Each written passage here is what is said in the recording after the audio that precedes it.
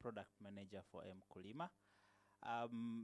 Interestingly so, today is a very good day to discuss how technology can come into one of the most interesting sector, agriculture, and how that can, the incoming of technology can affect how agriculture shape the economy eventually. So I will quickly share, what Mkulima is, because we did the same last year. In case, for those people that missed out last year, what Mkulima is and where it's heading, how is it structured, and other stuff, who are the stakeholders, what challenges we aim to solve. And then I think I'll let Ajun take over from there. All right, so Mkulima, in simple words, this is a digital agriculture platform. And it is a mobile-based digital agriculture platform that simplifies transactions and communications with smallholder farmers. And it is very important to bear in mind that we are talking about smallholder farmers when we refer to agriculture. They say over 60% of the population engage in farming, and most of them we know are smallholder farmers. And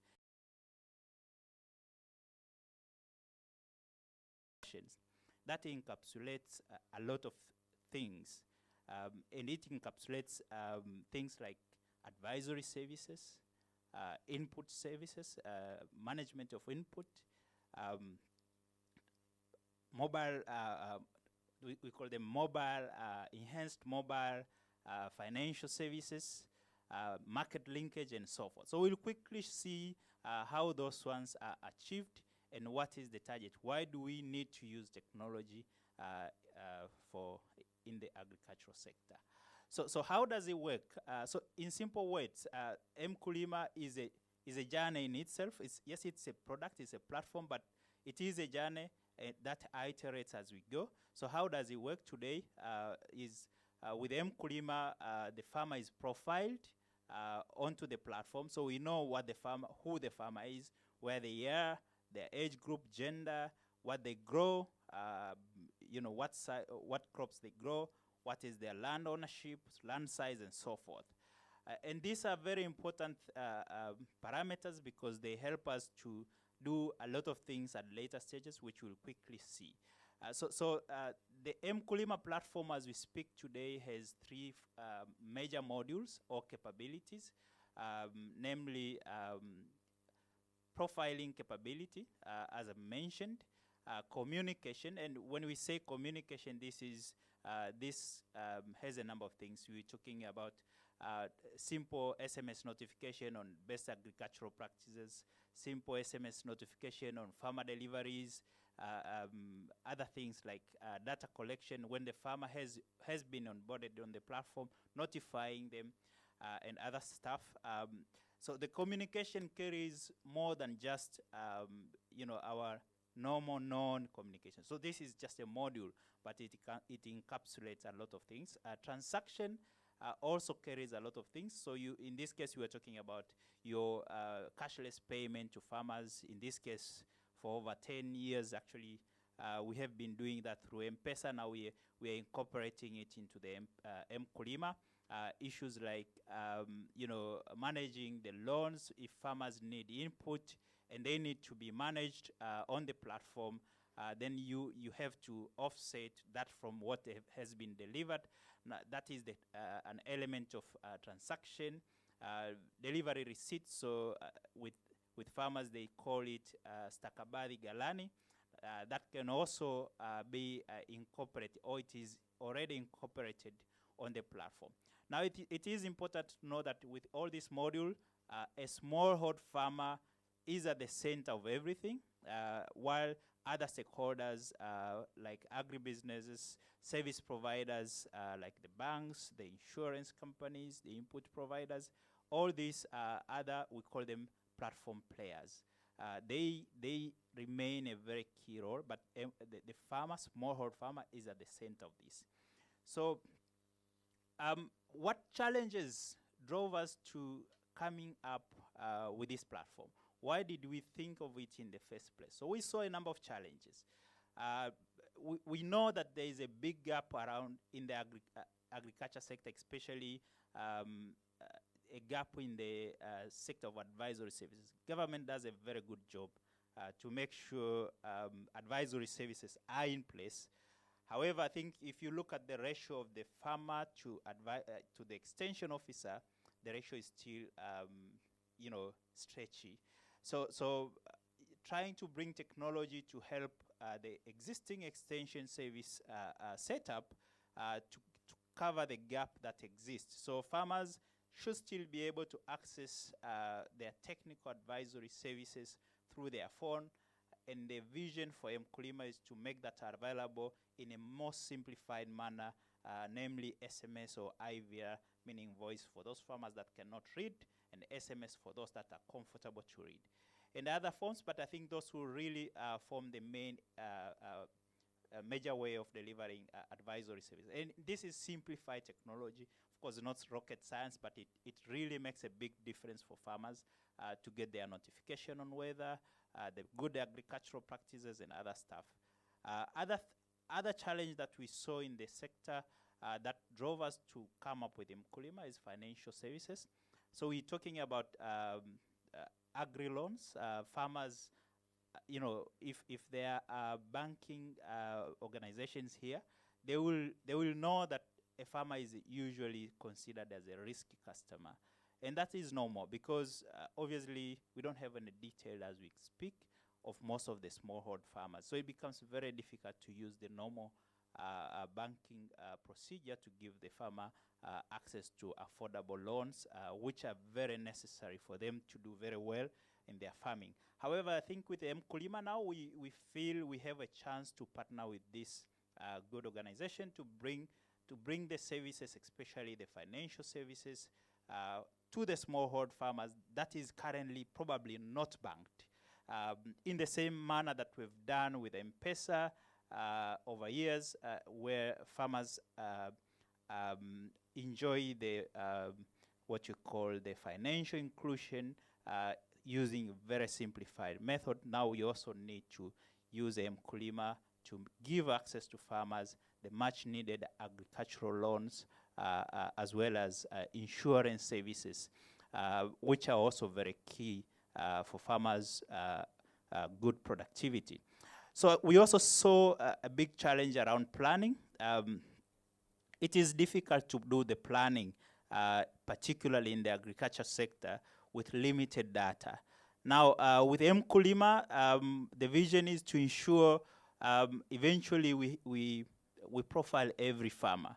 And once we know who the farmer is, where they are, what crops they grow, what is their land ownership and size, it is very easy to predict how much input will be needed, what is their predictable output in terms of productivity, how can we plan for the market, access to market for them. So the planning becomes easier if things are on board digitally as compared to today, where a lot of things are extremely manual and paperwork. Yeah, so another challenge that we saw that really was at the heart of bringing Mkulima is the challenge around input, particularly we say correct input supply for the farmers. For farmers to be able to produce very well, of course, they need access to finance, they need access to information, access to market. However, very, very important, input is key for them. They need the right seed, they need the right fertilizer, insecticide, animal feed, and so forth. However, it is very difficult if this is being done manual, and it has been the story for years. Now we're thinking that Mkulima can, with the information we've said, once we have profiled enough farmers, the farmers will have the access. We can link them to the right input providers because we reliably can tell how many cow keepers we have, how many maize farmers we have, what do they need, and we can reliably channel the input providers to them and ensure farmers get the right input to produce as they need. So I think that is very key. Another thing that links to the previous one on planning is the correct farmer profiles. So I think with the correct farmer profile, this is absolutely key for the farmers, especially linking it up with other services. If we do not know who the farmer is, the farmer remains a risk customer for a lot of issues, especially financial services.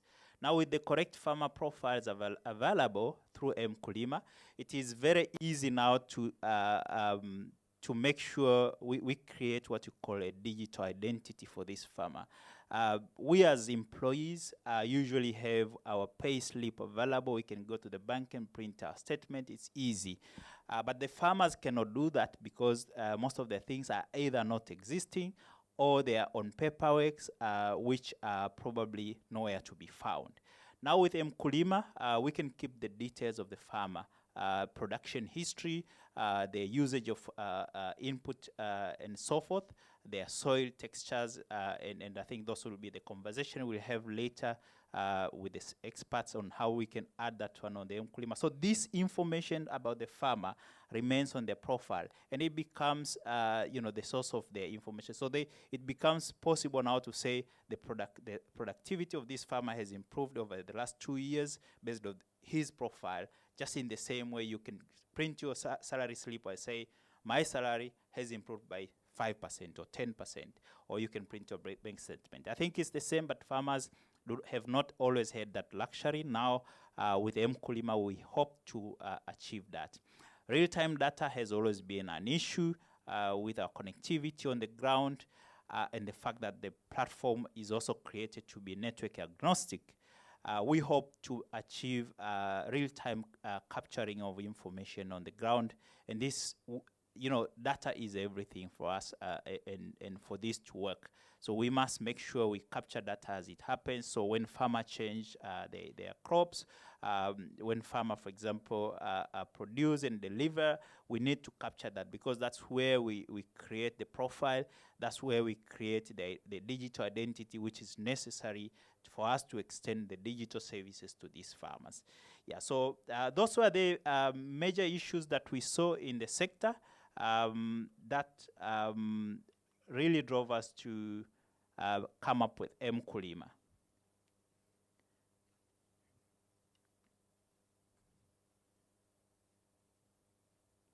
So I think we have seen, of course, there are other few things that we saw in the sector. Serious challenges around access to market.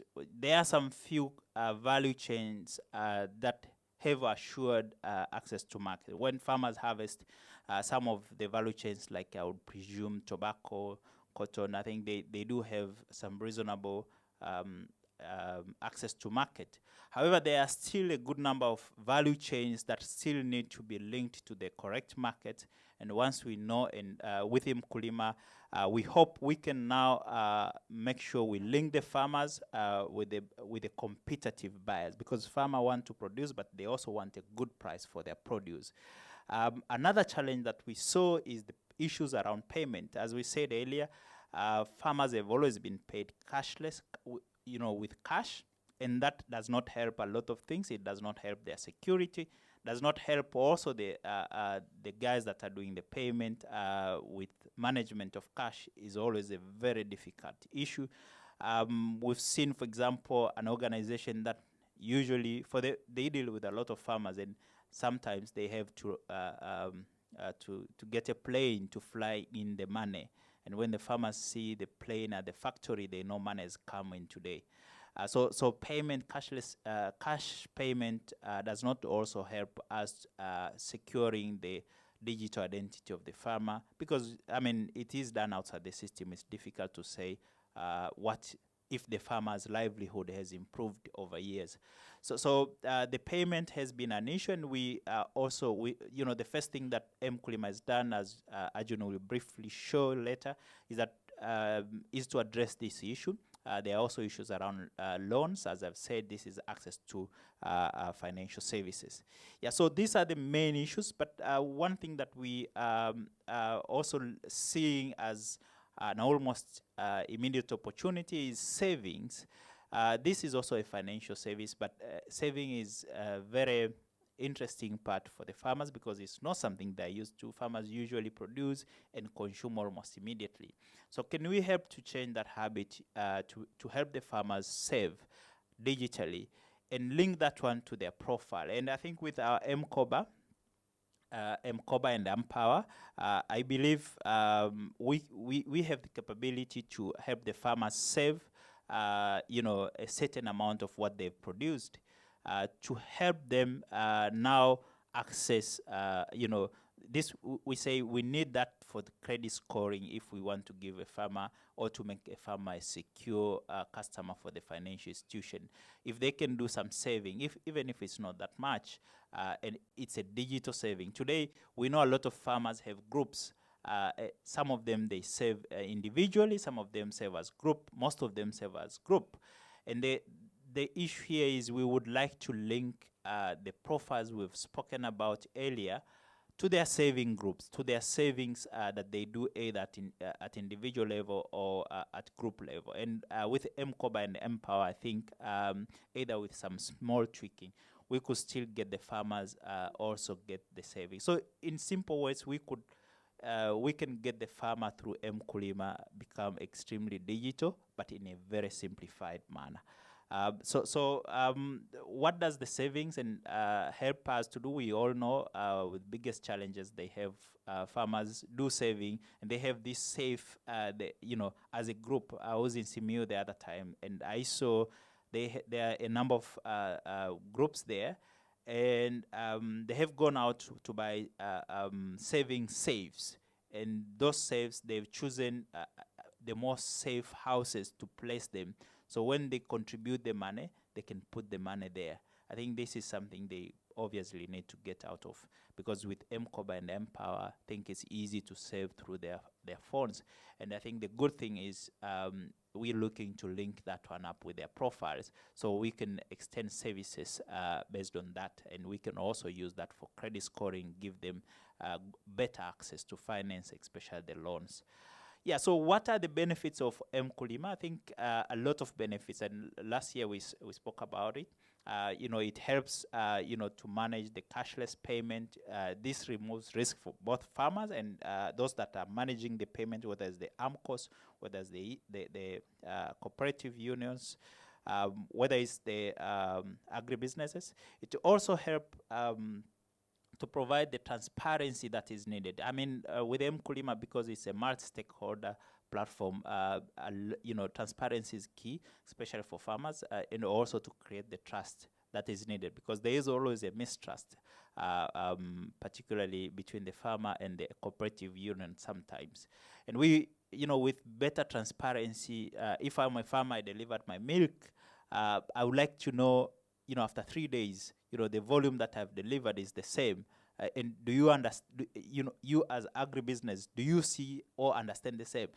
If after 10 days I have delivered already 150 liters, can I check from my phone and say, yes, my 150 liters there? That transparency and trust is key to ensuring the sector is moving in the right direction. Access to financial services, we already mentioned. These are some of the benefits. And I think the overarching benefit, or the overarching benefit of the Mkulima platform is we really hope that it helps to improve farmers' productivity, and as a result, it helps them to improve their livelihood. So better productivity, better income, and improve the livelihood. And as a purpose-led organization, I think that will be an achievement for us. Yeah, thank you very much.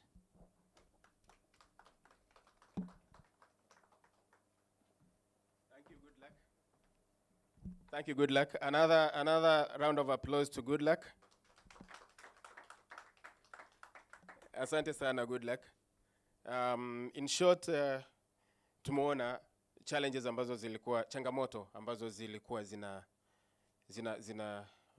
face, changamoto ambazo zilikuwa kwenye kilimo kwa ujumla.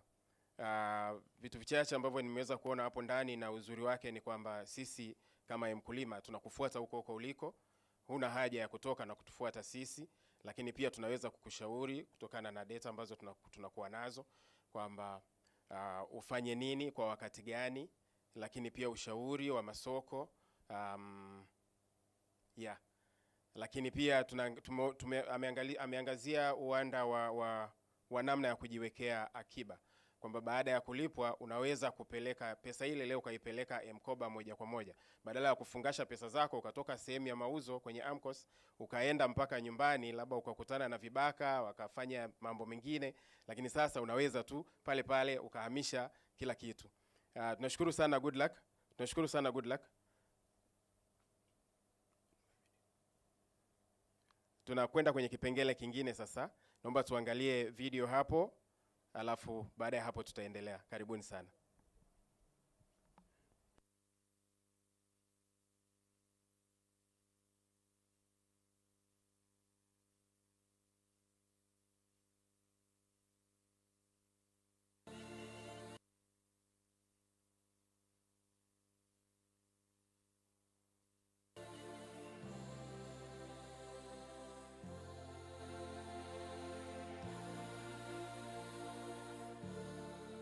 Mkoa wetu una vitu vingi ambavyo vinaweza vikawa ni access kwa Watanzania kuja kuwekeza. Tumeona wenzetu wa Vodacom wamefikia wakulima wengi. Ninaamini kwamba kwenye miaka mitatu matarajio ya mkoa wa Simiyu kuona wakulima wote wamedigitalize kilimo kikiwa kwenye kiganja chao, litakuwa ni jambo ambalo tulikuwa tumefanikiwa kwa kiwango kikubwa. Karibuni sana mkoa wa Simiyu. Naitwa Maria John Kachwele, mkazi wa kijiji cha Mwamlapa. Mimi ni mkulima wa zao la pamba. Kulipwa hela kwenye simu imesaidia. Kwanza ule upotevu, kule kuibiwa, na pale utauza pamba yako, hela utaingiziwa kwenye simu yako. Hakuna mtu atakayekutolea simu hafa akatoa hela. Mkulima is one of the first digital products to target the agricultural sector in Tanzania. So starting with financial services where we are enabling digital payments to farmers, and later progressing into various other financial products that we'll overlay on top of Mkulima. It also helps the government because we are able to build a database of farmers, and today the government does not have a digitized database of farmers. We are also helping the government building that database. Vodacom Tanzania's vision is to lead Tanzania into the digital age and change lives through technology. For us, this is an extremely important agenda, and that's why we actually brought Mkulima for Tanzania and the Tanzanian farmers, and we believe it will surely enhance the life of our farmers, and on top, it will enhance the economy. Ukiangalia huko nyuma, miaka ya nyuma, fedha tunachukua mjini. Kwa lazima tuende Mwanza, tunachukua zile fedha, nikumbuka ni kilomita zaidi ya 120 kutokea Mwanza, tunasafiri na zile hela nyingi. Kwa riski yake ilikuwa ni kubwa. Lakini tuna njia tunayotumia tuna kodi ndege, tuna uwanja wetu wa ndege hapa, lakini gharama ya kukodi ndege ni kubwa. Kwa huu mfumo tunaushukuru umekuja kutoa hizo riski pamoja na gharama nyingine ambazo zilikuwa sio za lazima.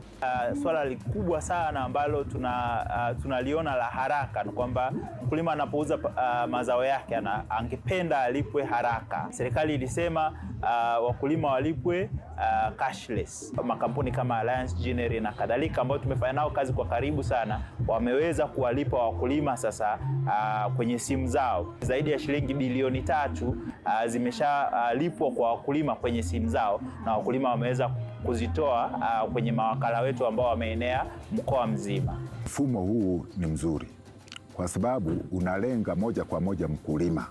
Pesa yako inakupata kupitia siri yako, kwanza inakuwa siri yako. Kwa ujumla, kama utaratibu huu utaendelea, utakuwa na faida kwa mkulima. To all the farmers in Tanzania, it is not easy to adopt technology. It is something that you will have to try it and fail, and try it again and fail. But once you get it, it's a win for you. We are committed that we don't leave anyone behind in this journey. And that's why we have offered and delivered Mkulima for you. Mkulima, kilimo cha kisasa. Kilimo cha kisasa. Mkulima, kilimo cha kisasa. Vodacom, together we can. Na asante sana. Tumeangalia the documentary ambayo inaelezea jinsi ambavyo tulikotoka na mpaka hapa ambapo tumefika. Lakini pia tumeona mkurugenzi wetu akielezea kwamba dira yetu sisi pamoja na kuipeleka Tanzania katika ulimwengu wa kidijitali. Tunaipelekaje katika ulimwengu wa kidijitali? Ni pamoja na kuwa na vitu vya kibunifu kama product yetu ya Mkulima. Now I have the honor to present to you guys our Vodacom Business Director. Ataongelea mawili matatu, then tutaendelea. Welcome, Ajun.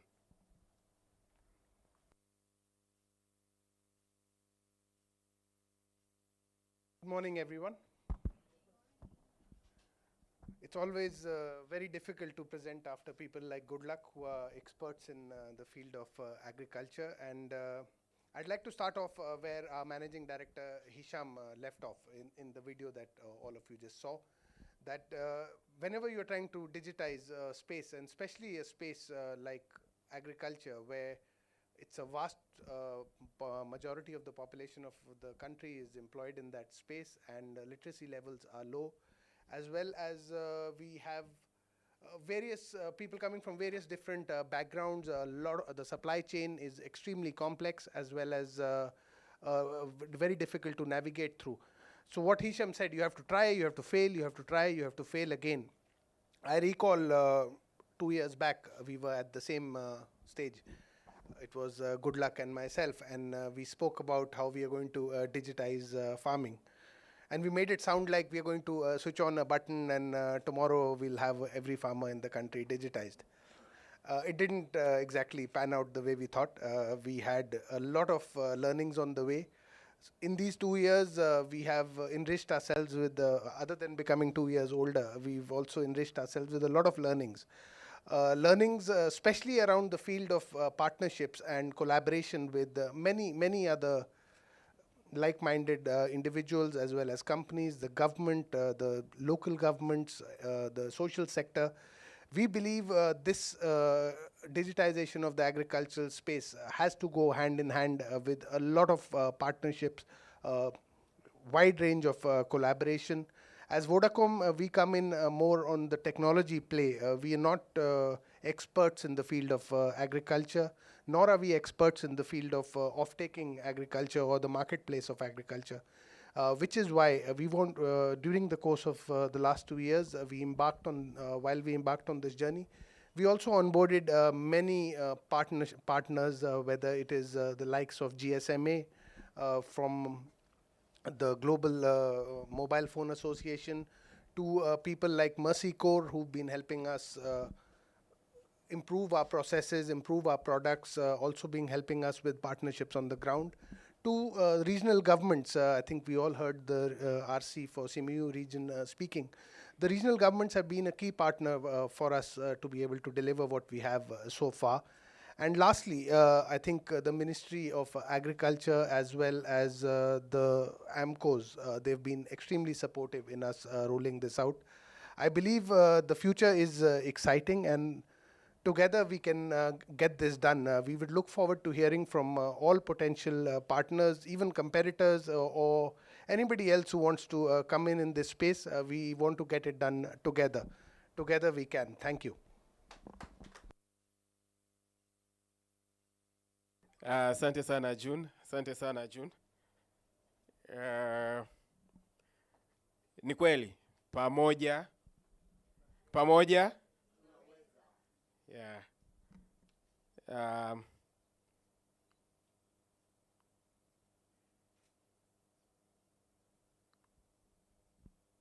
Sasa tunaingia katika kipengele kingine ambacho tulikuwa tumejiandaa na tumekiandaa kwa muda mrefu sana.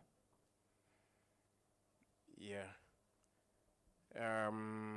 Lakini kabla hilo nadhani just a recap of that, of what have been said hapa. Ukiangalia tunakoelekea kwa upande wa kilimo, labda niulize nyinyi wenzangu mnaona nini?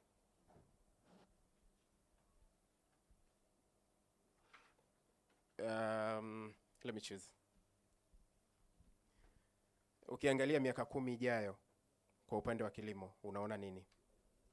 Maendeleo. Maendeleo ni neno pana sana. Labda kifafanua kidogo. Maendeleo yatakayokuwa yanatokana na digital innovation, na I'm sure asilimia kubwa ya watu hapa tuko kudadavua nini kitaendelea miaka 10 ijayo na vizazi vijavyo. Okay, thank you. Mwingine bwana Austin. Habari za asubuhi. Kilimo Tanzania kwa miaka mingi kimeendelea kuajiri kwa asilimia kubwa zaidi ya watu, takriban zaidi ya asilimia 75-80 Tanzania wameajiriwa kwenye kilimo moja kwa moja au indirectly. Kwa hiyo endapo tutaendelea kupata innovation, endapo watu wataanza kuona kilimo kama eneo la kuwekeza, endapo Vodacom mtatoka kwenye Mkulima kwa sekta kubwa au katika wakulima wakubwa kama wapamba na korosho kuwafikia wakulima wadogo kama wanyanya hapo Morogoro au vitunguu pale Ruaha, Iringa, basi kilimo kitakuwa kina tatua changamoto nyingi sana mbali na hizi ambazo zimeelezewa. Moja ya changamoto ambazo mmejaribu lakini sijui kwa mapana yake ni masuala ya masoko. Mkulima anapenda ile assurance kwamba ninapotoa nyanya yangu hapa nikiipeleka Dar es Salaam kwa mfano Kariakoo, nani anaipokea na ataniuzia au nitamuuzia, atainunua au nitamuuzia kwa gharama gani, vitu kama hivyo. Kwa hiyo nadhani kwa innovators ambao tuko ndani ya nyumba hapa tuangalie jinsi gani tunaweza tukaona fursa katika kilimo ili kweli miaka 10 ijayo kilimo kimetransform kutoka hapa kilipo kwenda kwenye kilimo cha kisasa zaidi. Asante. Asante sana bwana Austin. Now I have the honor to present to you. We are moving to another session, which is a panel discussion. We have a big agenda, and I have the honor to present to you guys. This is none other than our very own Belinda Wera. Belinda, welcome. Belinda is a people, technology, and service enthusiast. Her mission is to uplift and save people, organizations, and the communities. She has a master's in business administration from the Eastern and Southern African Management Institute, ESAMI, among other certifications. Belinda has experience in customer experience, capacity building, digital, and automation. Karibu sana, madam.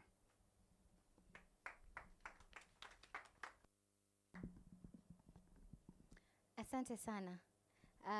Good morning to all of you who are here and our audience online.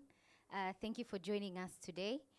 As I will be your moderator for this session, I look forward to engage with the audience that we have physically here, and those of you who are online, feel free to engage. We shall be reaching out to you every now and then. Now, without further ado, let me welcome our panelists. I'm honored to have experienced panelists with me here today. And I want to invite Jeremiah Mhada, who has over 15 years of experience in the financial sector. Jeremiah is a proficient banker in both agriculture and financing and corporate banking. Currently, he is serving as the Eastern Zone Manager at Tanzania Agricultural Development Bank, in charge of coverage, partnerships, investments in 6 regions alongside the eastern coast of the country. Jeremiah has been instrumental in the development of the bank's integral value chain, financial model, and designing products for mechanization and products for link value chains that have brought sustainable benefits to smallholder farmers within the Eastern Zone regions. Prior to TADB, Jeremiah has successfully worked with FNB and Commercial Bank of Africa. Join me to welcome Jeremiah. Karibu sana. Another panelist for the day is none other than Roy Olo Omulo. Roy is a business development manager at Access Diaries. He uses his skills thereby creating a more livelihood opportunities for aggregated welfare of people across the divide. And we know that the country is really divided. Roy enjoys using technology to innovate and create sustainable solutions. Karibu, Roy. My next panelist is Dr. Zuberi Mohamed Bira. He is the Center Manager for Tanzania Agricultural Research Institute, abbreviated TARI. He holds a PhD in food science, a majoring in post-harvest physiology and storage from Agriculture University of India, among other certifications. His area of specialty is post-harvest handling and storage, food processing and value addition, biotechnology, crop research management, botanical application, conservation, agriculture, animal reproduction, and environment and climate change. Dr. Bira is a scientist, hence the many things.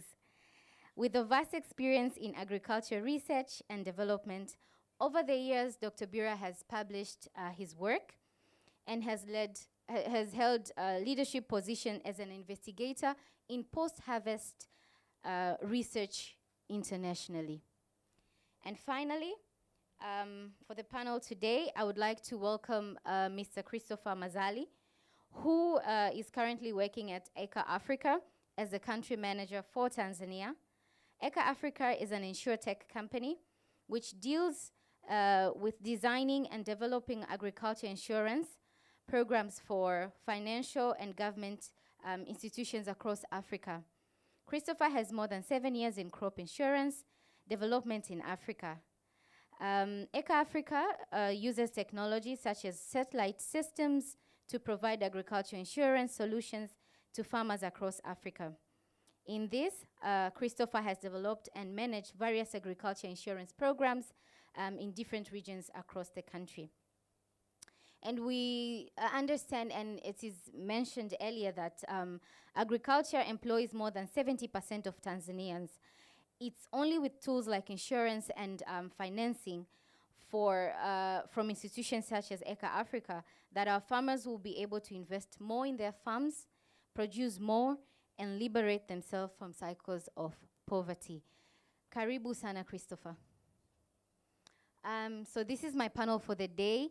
I would like to just make a very small announcement that on our presentations, we had mentioned that we are going to be with other panelists.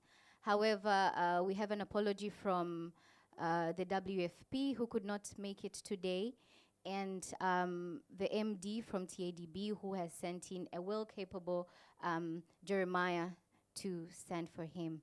So this will be the panel that we'll have today. Karibuni sana. Please feel free to use the mic that is on your side. Each one of us will have a mic, and we'll start with a round of questions, conversations on your extensive bios that people would be interested to know today.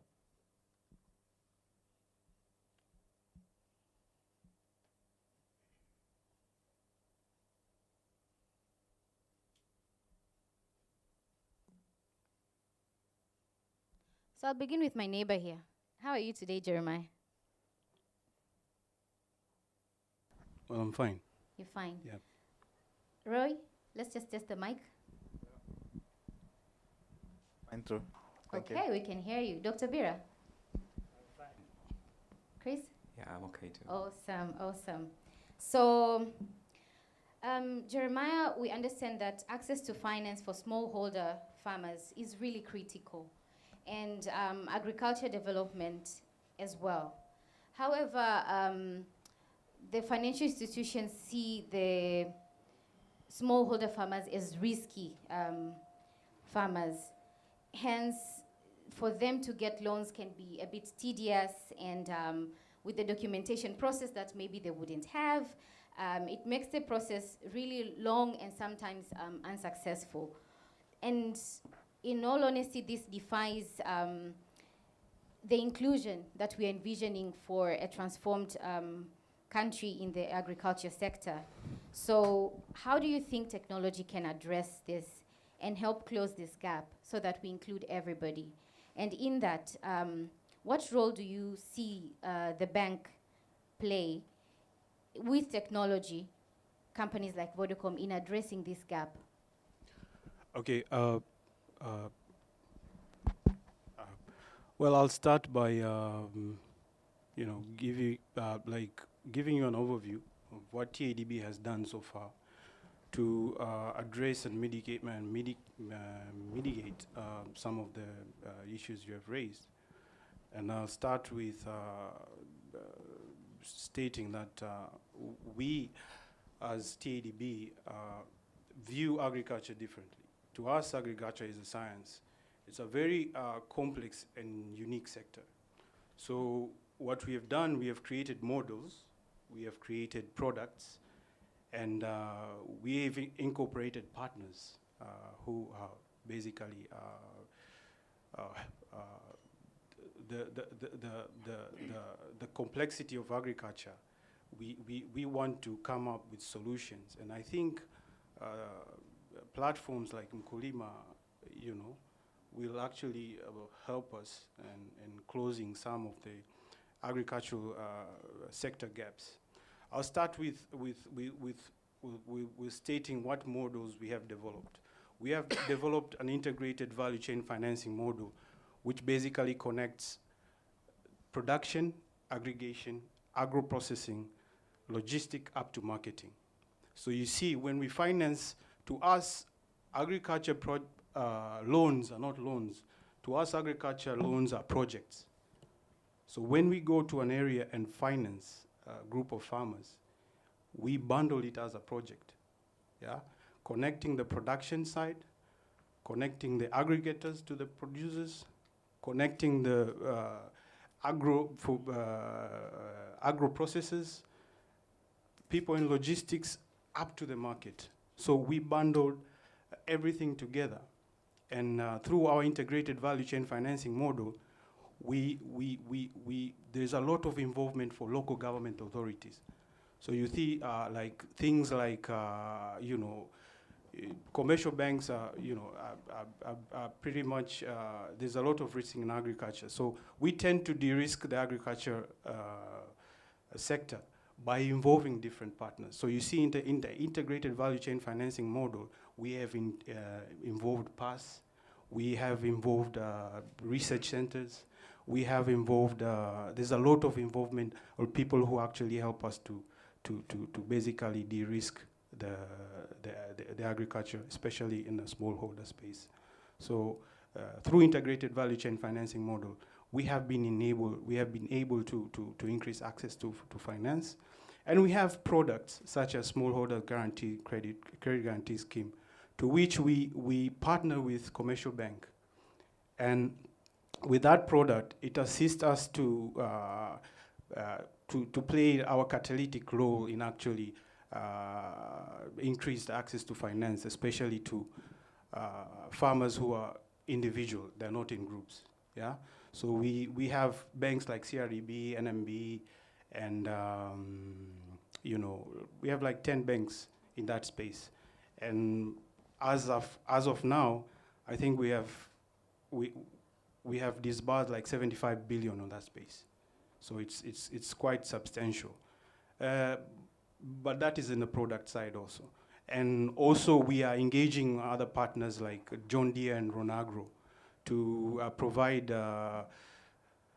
quality tractors in terms of mechanization and quality tractors to a lot of farmers, especially smallholders, with very minimum cost of funds. So in the market, you're talking of 18 to 25% interest, but we have developed a tractor loan which has 14% to 8% in terms of interest.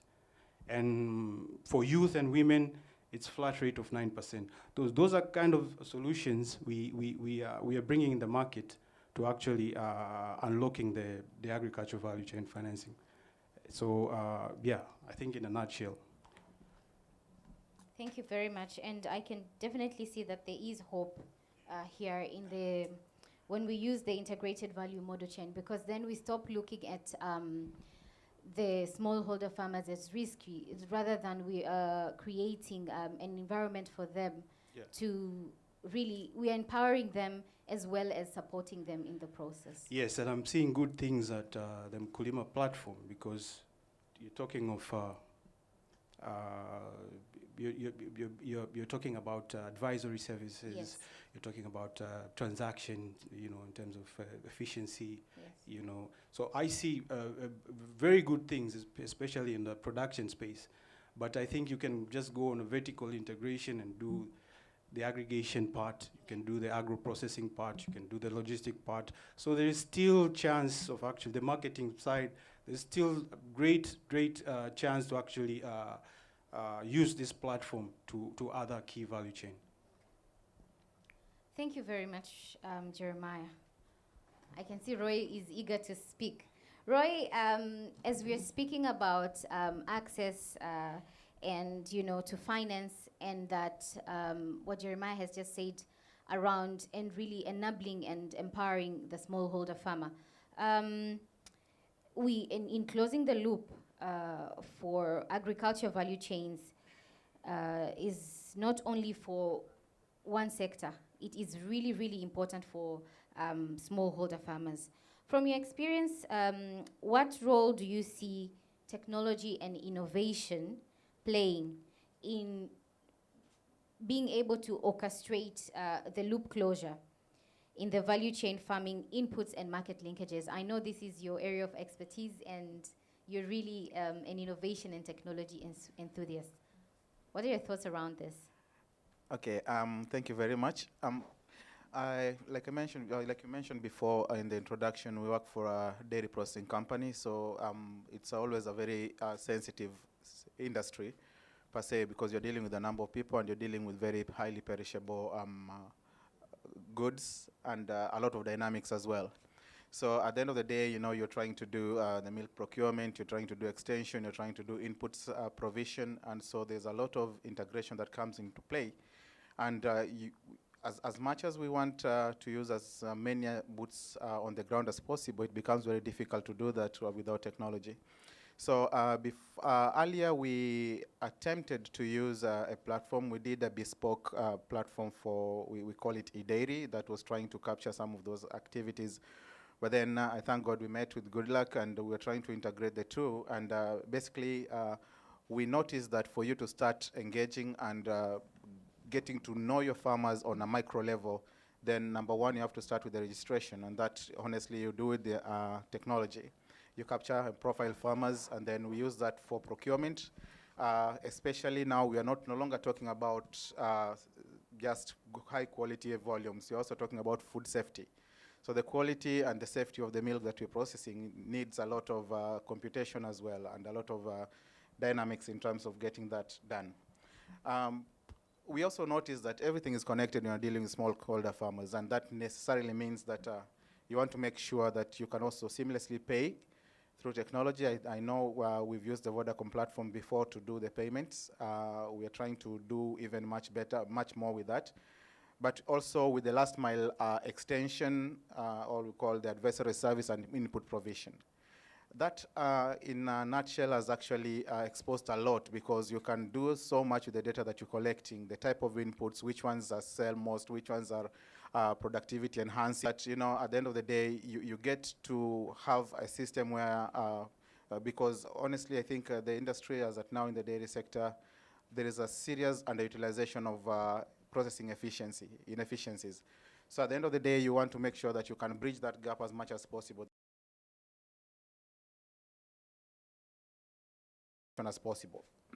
So for us as a company, what we're also looking at is the elephant in the room, and that is youth and gender. So we always use this platform, and we are happy that even with the Mkulima platform, there is a lot of disintegrated data that is being collected. So with that, you can actually try to target, you can target information to whoever you want, to make sure that your information that you want to reach to a particular subset of people gets to them, and even design trainings that are probably targeted to, let's say, for instance, we did a project that we were targeting women for artificial insemination, because we know that at the end of the day, they are the ones who do a lot of involvement. They are mostly involved in the dairy practice. And the results were really, really amazing. At the same time, you know, tracking the extension services, making sure that the target beneficiary is actually reached and that they are happy with the service that you're offering.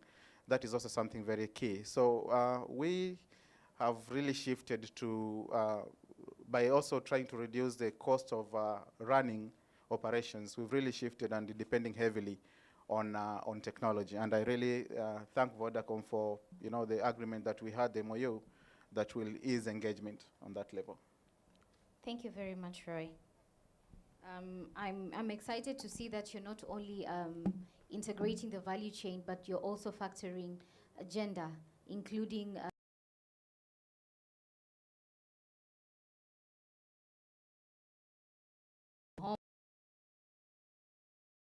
they would know everything about the cow. So very well done.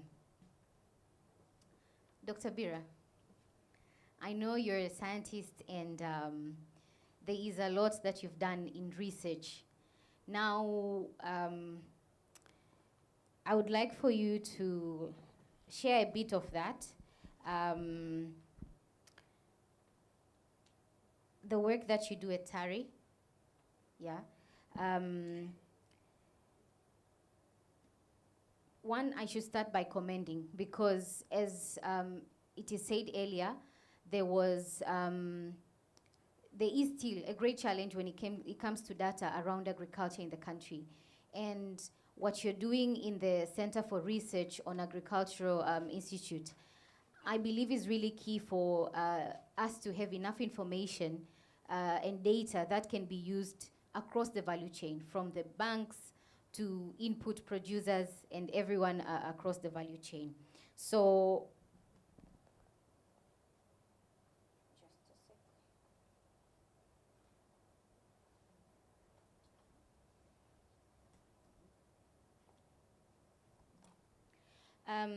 so from your research and other technical work that you have done, like soil test, pests and diseases, this is very good information for the farmers.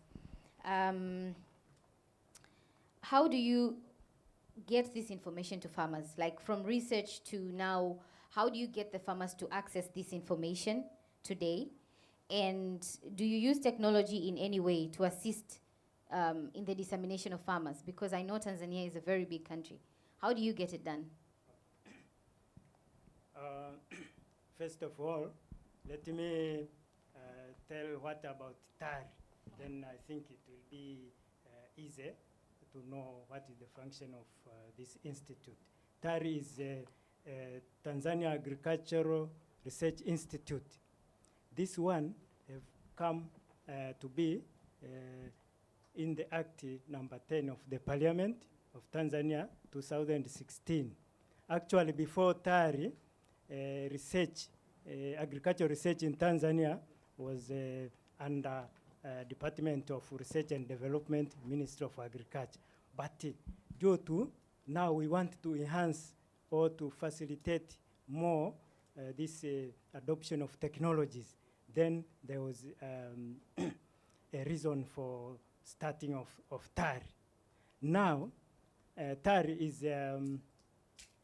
is an institute which have governed by board of directors, and there is director general, and there is actually these institutes of centers where these technologies are invented. Now, as she has said, actually there are a lot of technologies which have been produced by researchers, and these technologies need to reach the clients, mostly farmers. Now, under TARI, we have 17 centers all around the country, according to agroecological zonation, because crops are grown under different agroecological zonation. If you say wheat, you have to see Tari Seliani in Arusha and Tari Uyole in Mbeya, you know. And if we say cotton, then there is Tari Ukiriguru. It is a network of these centers where these technologies are produced according to different crops. Now, TARI have arranged a program which helps these technologies to reach farmers. You see, we actually use both conventional, these are non-digital, and also digital. For the non-digital, we are using this like agricultural shows where farmers can see various technologies displayed there. But also we have, TARI have started a new methods where there are technological hub. This technological hub is around all the agroecological zonation I've said, like for Eastern agroecological hub, it is in Morogoro, at Mwalimu Nyerere ground there. Then if you go to Arusha, there is TEMI in Arusha, and if you go to Dodoma, there is Nzuguni. This technological hub actually is accommodating various technologies. Farmers can go and see the crop from the beginning, from planting up to harvesting, maturity and harvesting. You see, then he or she can see the stages of the crops and the problems, and they are going also to evaluate these technologies. But also in the centers, there are these demonstration plots where farmers are called to see and evaluate various technologies before they go to the stakeholders. This is actually this is a conventional. I am saying not digital, but for digital, we disseminate technologies. We developed a website portal for TARI where you can access various activities done by TARI and also the technologies which are offered by TARI.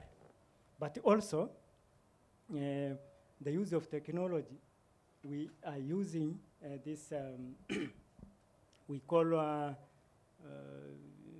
e-agriculture, you see, some of them, because we collude with these extension services where they have a system.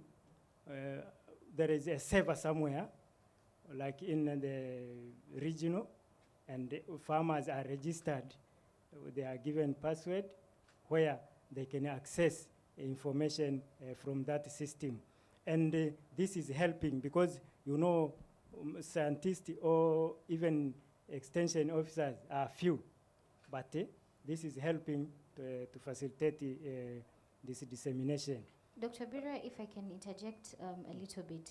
Yeah. So you mentioned that there are regional centers where you use e-farmers and farmers are registered, yeah, and they can go and access information. Yeah. How do they access? Do they physically go to the center? How is this done? No, as I said, there is server somewhere, like in the region, yes, but the farmers, they use their just mobile phone. They use mobile phones. Phone, yeah. Okay. They can ask questions. All right. Yes. Maybe an expert is in Dar es Salaam. Yes. But a farmer is in Bagamoyo, yes, or Morogoro. Yes. He or she can ask about anything. Maybe she has seen something in the field, yes, like a strange pest. Yes. Then she can ask.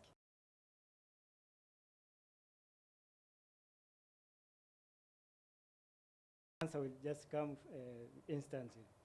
That is amazing, ladies and gentlemen, because now it is interesting that you see a pest that you don't understand. Yeah. You can just take a picture, and this technology is actually available in the country. So for farmers who have smartphones, they can really engage and get information from TARI as well. Yeah. Thank you even very also, various, in research, there are various projects which are coming, so that they are coming with different methodologies. There is one system also known as e-marketing. There also, farmers are registered, and then they can access information concerning markets, you see. If we want a market for maize, let's say, you just click, you enter the system, you will see.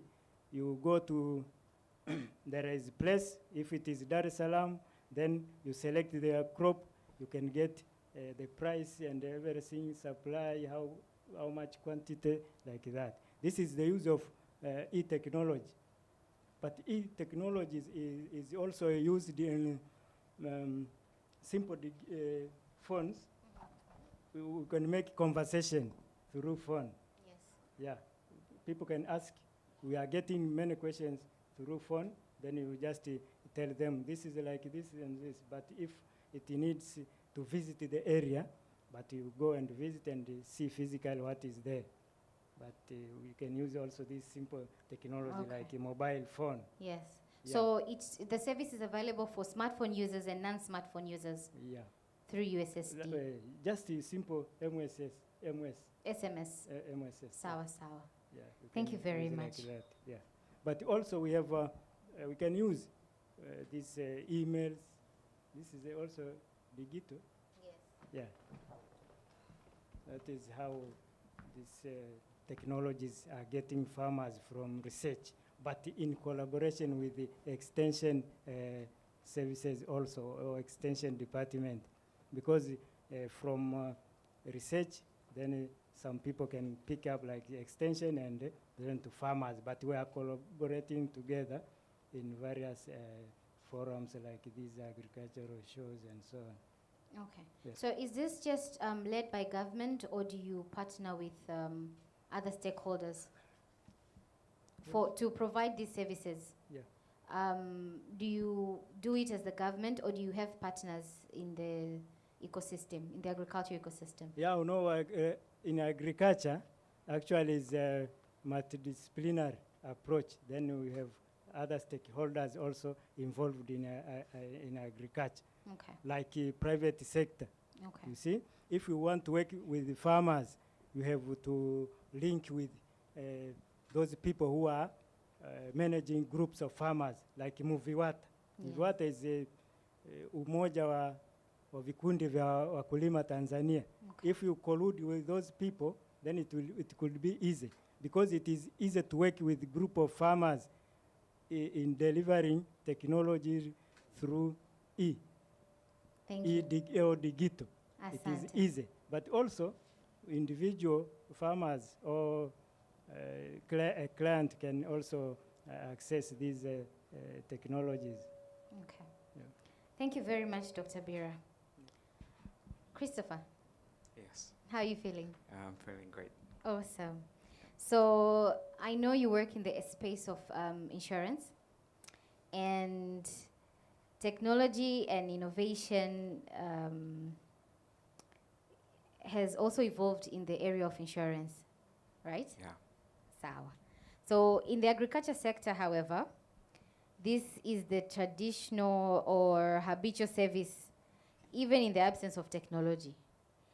How do you ensure that both adoption and inclusion of such a familiar yet critical service is accessed in the sector? Yani kwa kawaida wa Tanzania ambao tuna bima ni dhima ngeni kidogo kwa maisha ya kawaida, iwe ni ya afya, ya gari labda inakuwa ni lazima. Sasa tukija kwenye bima kwenye sekta ya kilimo or insurance in the sector of agriculture, it can be challenging as well. So tell us more about what you do and how you ensure this insurance is accessed to farmers. All right, thank you so much, Verinda. So naweza nikaanza, and sorry, I'll use Swahili. Naweza nikatoa introduction kidogo kuhusu Eka Africa. Kwa hiyo Eka Africa sisi ni kampuni ambayo tunashughulika, tunasikika? Yes, tunakusikia. Yeah, tunashughulika na kutengeneza na kubuni huduma za bima kwa ajili ya wakulima Afrika, na tunafanya kazi na wadau mbalimbali. Tunafanya kazi na makampuni ya bima, tunafanya kazi na makampuni ya simu kama Vodacom, tunafanya kazi na taasisi za kifedha, tunafanya kazi na serikali, tunafanya kazi na vikundi vya wakulima, tunafanya kazi na mamlaka zingine za serikali kuhakikisha kwamba wakulima wanapata ulinzi katika shughuli zao za kilimo kama mtu mwingine anavyonunua bima kwa ajili ya afya ama gari lake. Sasa ukiangalia sekta ya kilimo Tanzania, especially unapozungumzia swala la mambo ya teknolojia, tunasema connected agriculture, si ndio? Kwamba namna gani wakulima wataweza kutumia teknolojia, kwa mfano kama hiyo platform ya Mkulima, kuweza kuboresha kilimo chao. Sasa labda tuangalie kwanza statistics chache kuhusu kilimo Tanzania. Tunasema kilimo kinaajiri karibia 65 mpaka 70 ya Watanzania, si ndio? Hiyo inamaanisha kwamba katika watu 10, watu 6 mpaka 7 wanalima ama wanajishughulisha kwa namna moja au nyingine katika shughuli ya kilimo. Na pia statistics zinasema kwamba katika wakulima karibia milioni 50-60, kuna watu ambao wanajishughulisha na kilimo karibia milioni 9. Watu wazima karibia milioni 9. Sawa. Lakini tukiangalia katika namna gani kilimo kinachangia katika pato la taifa, tunasema kilimo kinachangia karibia kama 29% mpaka 30 na kitu hivi kwenye GDP ya nchi. Sasa swali yako mengi. Kwa mfano, kwa nini kilimo kichangie tu 30% kwenye GDP na wakati tuna wakulima karibia milioni 9? Si ndio? Kwa hiyo kuna vitu vingi hapo nafikiri bado hatujaweza kufanikiwa kuvifanya vizuri. Na nafikiri teknolojia inaweza kutusaidia kwenye kufanikisha hilo linafanikiwa. Sana sana katika matumizi ya bima ambako Afrika tumekuwa tukifanya karibia zaidi ya miaka 10 sasa, lakini pili katika matumizi ya taasisi za kifedha, mabank. Sasa swali ambalo umeniuliza linalenga hasa kwenye upande wa adoption na inclusion, si ndio? Now, if you look at Tanzania population, as I said earlier, you know, our population, almost 65 to 70%, are evolving in the agriculture sector. Now we can ask ourselves here, how many of us are doing farming here, for example? How many here we do farming? I believe, you know, most of us, you're doing farming. Good. But actually, most of us are not evolving in the agriculture sector. We've been employed. We do these official kazi na nini, si ndio? Sasa ukienda kule shambani ambako hawa 67% naweza nikasema wapo, wengi wana namna ya kuweza kuwasiliana, wengi wana namna pia ya kuweza kutumia teknolojia kuweza kupata taarifa mbalimbali za kilimo. Kwa mfano, tulikopo na product moja ya bima tulifanya na wakulima wa mahindi nafikiri Simiyu. Na ile product ilikopo katika lugha ya Kiswahili. Na hiyo product ilikuwa inahitaji wale wakulima wapewe pia elimu, yani waelewe kwamba hiyo bima ni nini, inafanyaje kazi na kadhalika. Lakini tulipokwenda kuwatembelea, wale wakulima wengine walikuwa waelewi Kiswahili. Si ndio? Wakawa wanauliza, yani wanatafuta sasa mtu ambaye yupo karibu pale aweze kuwatafsiria kile ambacho watu wa bima walikuwa wanajaribu kukielezea kwa kile kikundi cha wakulima. Kwa hiyo sasa tunaweza tukawa tuko na teknolojia nzuri, lakini nafikiri kwenye upande wa adoption, especially ukiangalia hiyo population ya watu karibia milioni 9 ambao wanafanya shughuli za kilimo, lazima tuje na platforms ambazo zitakuwepo na uhalisia wa wale wakulima ambao tunataka watumie hizo platforms. Kwa mfano, kama huyu mkulima wa Kisukuma ambaye alikuwa analima mahindi hakuweza kuelewa bima inafanyaje kazi kwa lugha ya Kiswahili. Je, tunaweza tukawa na platforms ambazo ziko katika lugha ya Kisukuma ili mkulima aweze kuelewa kile ambacho anatakiwa kufanya kwa kutumia labda simu yake ili kuweza kupata taarifa kuhusu mbegu bora anaweza kanunua wapi, ama kupata taarifa namna gani anaweza kauza mazao yake. Kwa hiyo nafikiri kwenye upande wa adoption, nafikiri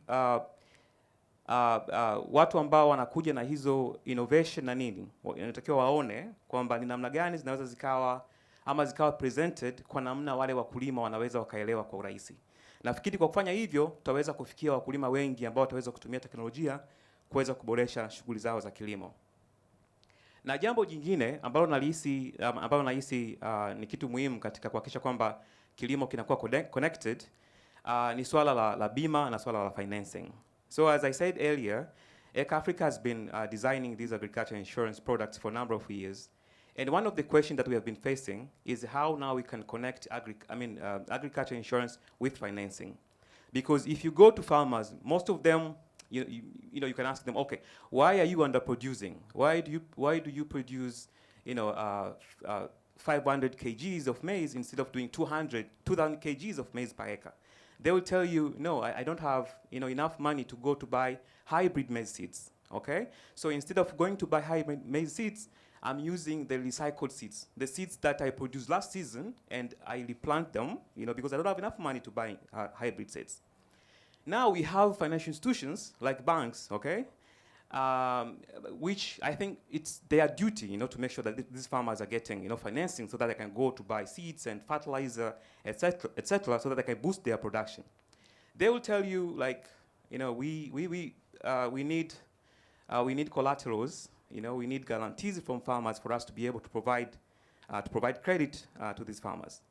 Now, our statistics says majority of these farmers are smallholder farmers, and most of them, they don't have title deeds for their land, they don't have title deeds for their houses. So where would they get, collaterals to take to the financial institutions for them to access financing? Okay, so as ECA Africa, we believe, insurance, okay, agriculture insurance could be used by by financial institutions as a collateral or as a guarantee, for them to provide financial services to farmers. And by doing so, I believe in the next 10 years, as the previous speaker was asking us, how do we see agriculture in 10 years? I believe in the next 10 years, instead of talking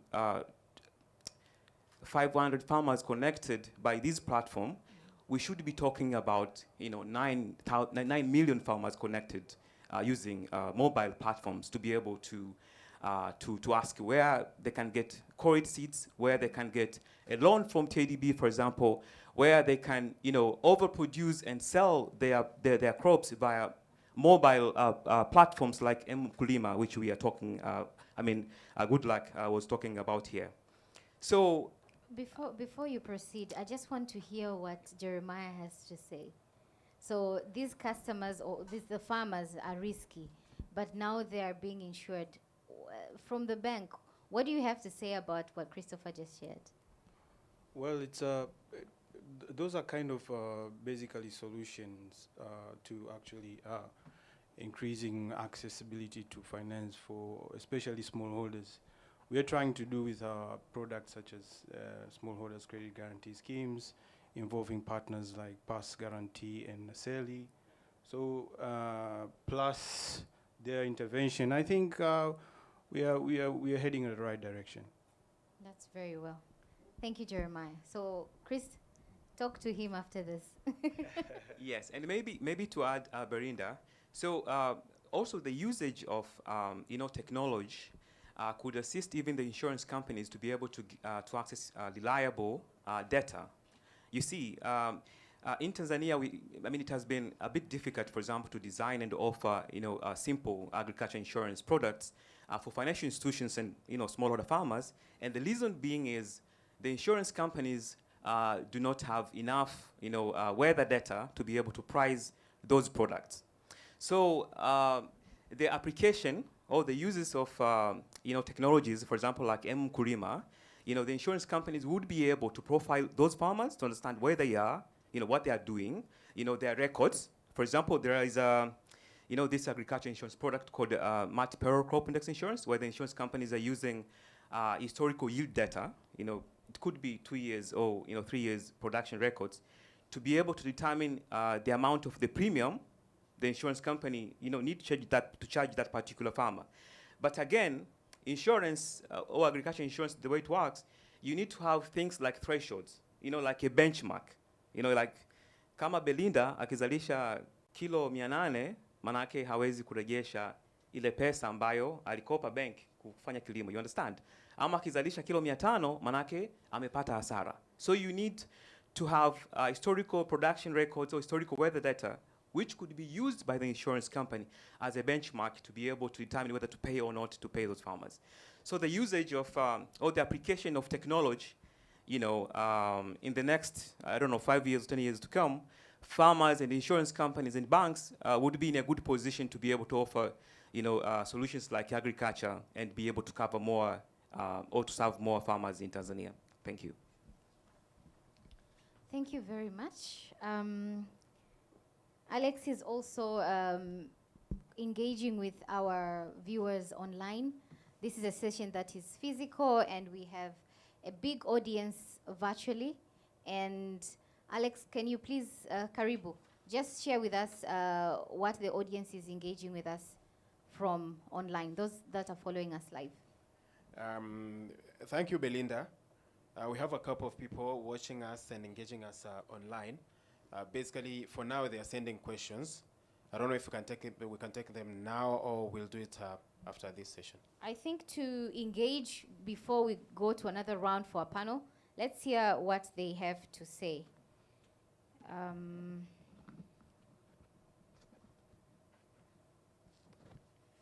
Okay, thank you, Alex. I see Alex has shared some questions that we have received from our online audience. There's actually one question from you, Jeremiah. So the viewer is asking, walk us through the access to your loan tractor. What do you, with the loan, I think they want to say, with the loan to access the tractor, what do you really target? What is your target with this loan? Well, basically mechanization. Our key priorities in TDB is at the moment post-harvest management, input farms, input finance, and developing an outgrowers organization. So that part of input finance has a mechanization component, and if you're trying to actually transform agriculture, most of our smallholders are farming in subsistence level. If you want to transform them into commercial farming, you need to get them from actually using hoes to actually tractors. So for us, that is a most important intervention in the space of input farming. We are targeting more smallholders farmers, to move from subsistence level farming to commercial farming. That is basically our target, and we have created a product which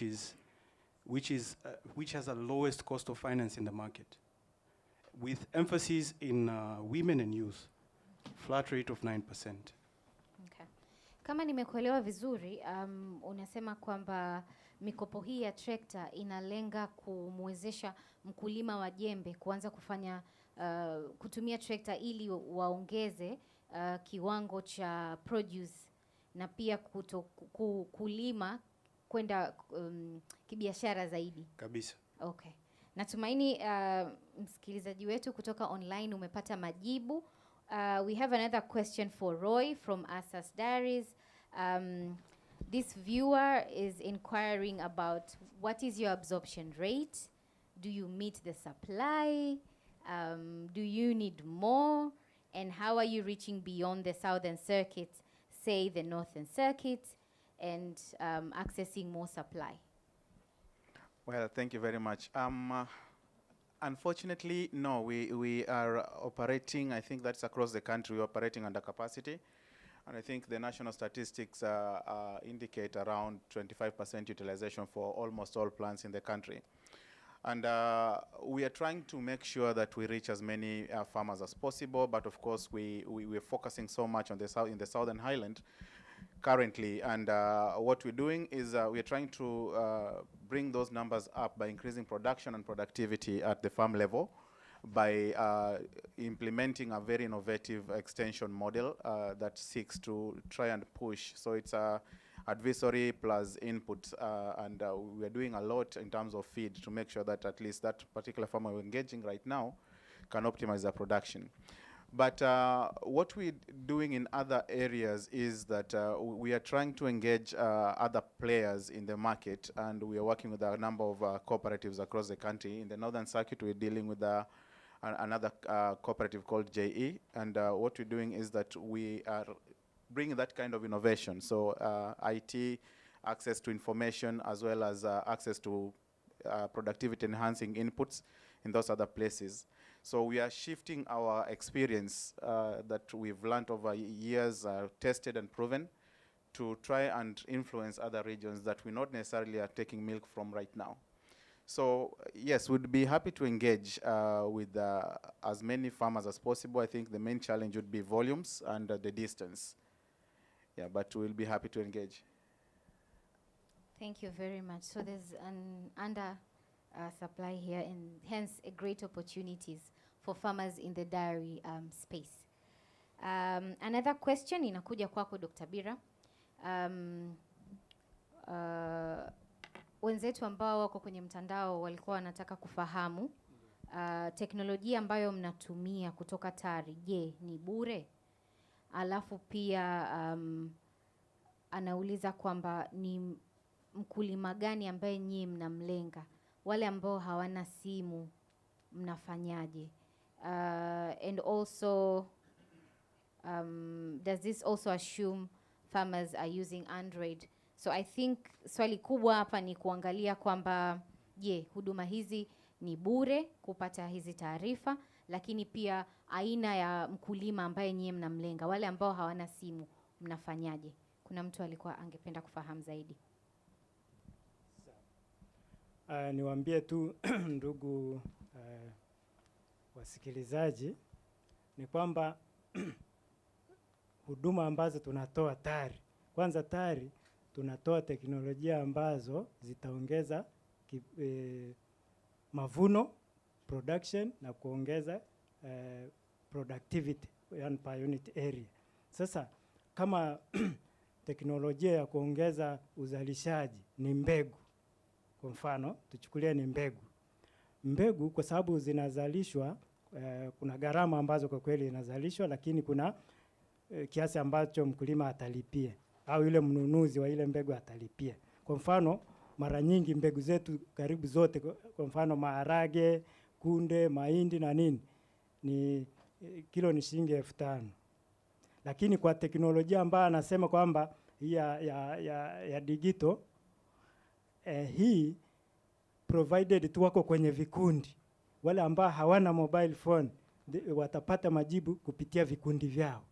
Unaona? Alafu ni bure. Okay, kwa hiyo utoaji wa taarifa ni bure kwa mtu ambaye anapokea, lakini kwa kupata zile pembejeo au mbegu kuna gharama. Je, hizi gharama are they subsidized au ni market rate prices? Ukifuatia kabisa hizi gharama ni zimepunguzwa sana, kwa sababu actually kwa mfano mbegu ya awali wanaita breeder seed, yes, nitakie uzo mpaka hata shilingi 30,000, lakini sisi tunauzia 5,000.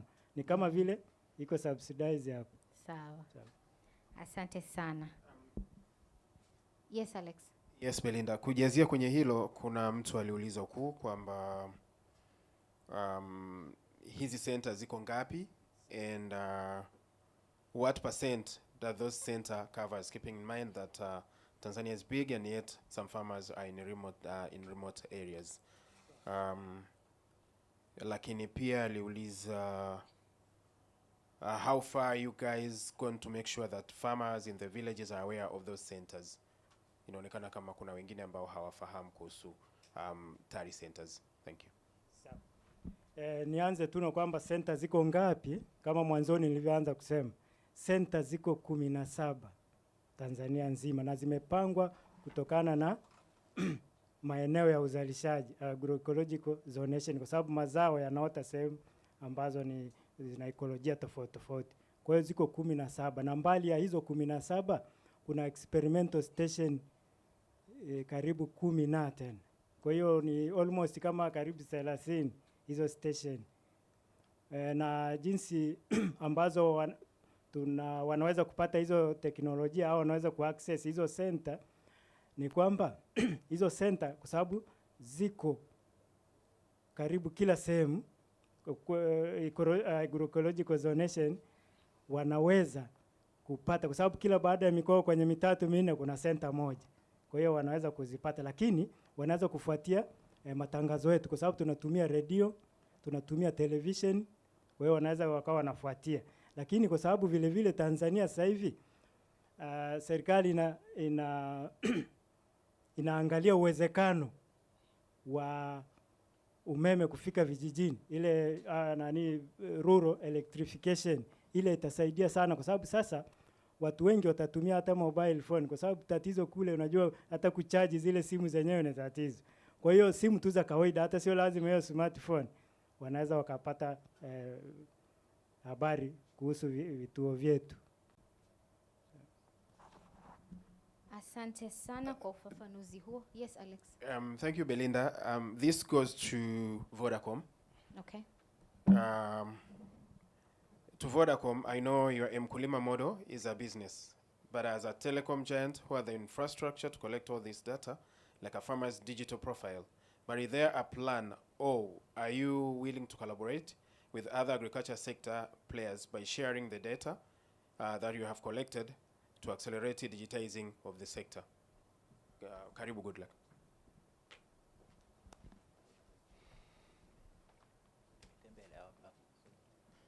Okay, thank you very much. Thank you very much, viewer, our online viewer. It's a very good question.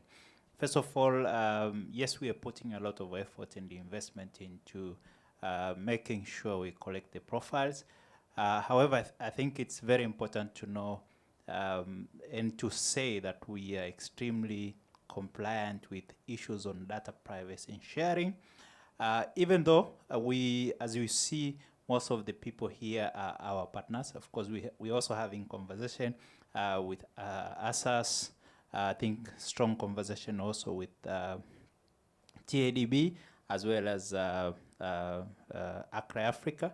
And the intention is the Mkulima platform is a multi-stakeholder platform. So yes, we intend, and the direction is to be able to get to a point where we can share as much information as possible, especially of these profiles, but following the data privacy regulations and laws and policies that are in place, because we have the obligation to protect the information that we collect.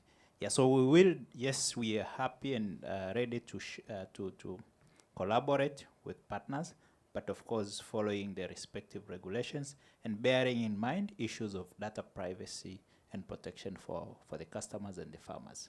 Thank you. Thank you, good luck, lakini naomba usiende mbali kwa sababu kujazia kwenye hilo, this guy says, in your efforts to digitize the agriculture sector, which is very commendable, I believe you collect data and so do all other players. Now my question is, how do all players bring together all the collected data around agriculture to create a database that can inform high-level decision making instead of having fragmented data in the hands of different players? Thank you. Can you repeat that question? Okay. This person is asking, how do we come together, all players coming together that are, we are collecting the data in villages, but how do we come together and bring all the collected data around agriculture to create a database that can, the database which you can take to decision makers, instead of having a fragmented data that Vodacom, we have our own data, TARI have their own, TDB having their own. Thank you, Alex. I think Ajun has mentioned it. I'm happy if you can add later as well, Ajun. But I think the direction is that we are looking to collaborate with as many stakeholders as possible. We earlier said it's a multi-stakeholder platform. We do not intend to be the only players on this, because we are not expert in agriculture. And the intention is to bring the efficiency that is needed in the sector. For that to happen, we obviously need to make sure, first of all, we have correct data. We have, and the data that we have also is real-time, correct, and it's reliable. So once we achieve that, of course, then the data can be used for decision-making in other areas.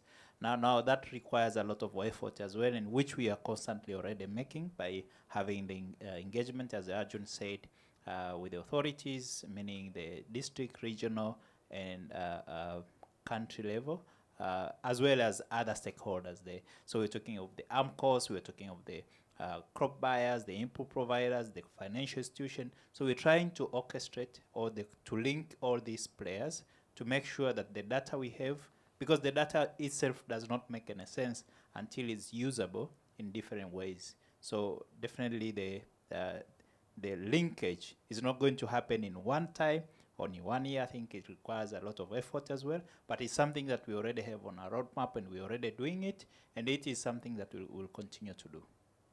Thank you. Thank you, good luck. Welcome back, Belinda. Thank you, and thank you very much to our audience online for those amazing questions. One last question from our online participant is to ECA Africa, echoing to the question that I had asked earlier, that BIMA is a new concept.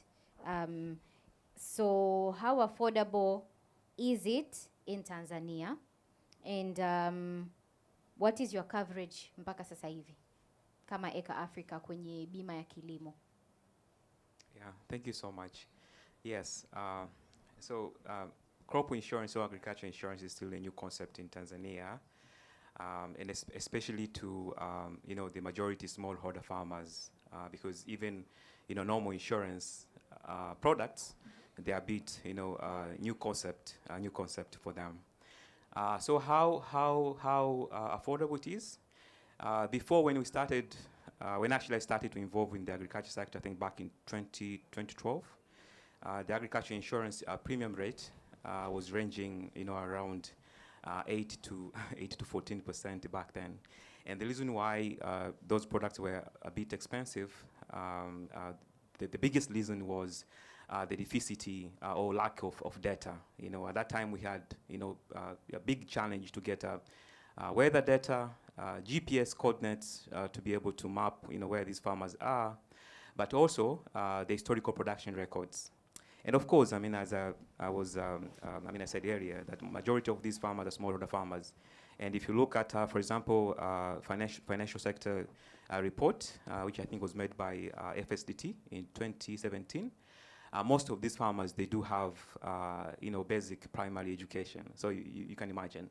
They face some challenges to keep records, like how many bags they produced over the last year, over the past years, but also records of, the amount they're using to produce per acre, And that information is very critical for the insurance company to price their agriculture insurance products. But now, because of, technologies like Mkulima and other solutions, we have managed, to make agriculture insurance very affordable. As I speak right now, we have managed, for example, to come or to design a product with a premium rate, ranging from 1% up to 5%, for various value chains. And actually, in terms of coverage, so we developed a number of products, covering various value chain. We covered, for example, the southern corridor of Tanzania, like Njombe, Mbeya, we have maize product for those regions. And also we have product for other value chain like paddy, value chain like sunflower, product for coffee, product for cashew for farmers in the southern regions of Mtwara and Lindi. And also, I think in a few weeks to come, we should be able to have, a product covering poultry farmers in Tanzania, because I think poultry is done by, majority of women. So I think it's a very good thing for insurance companies to come up with a product, an insurance product which would cover them, against mortality, etc. But also, we have a product for fisheries. We call it aquaculture.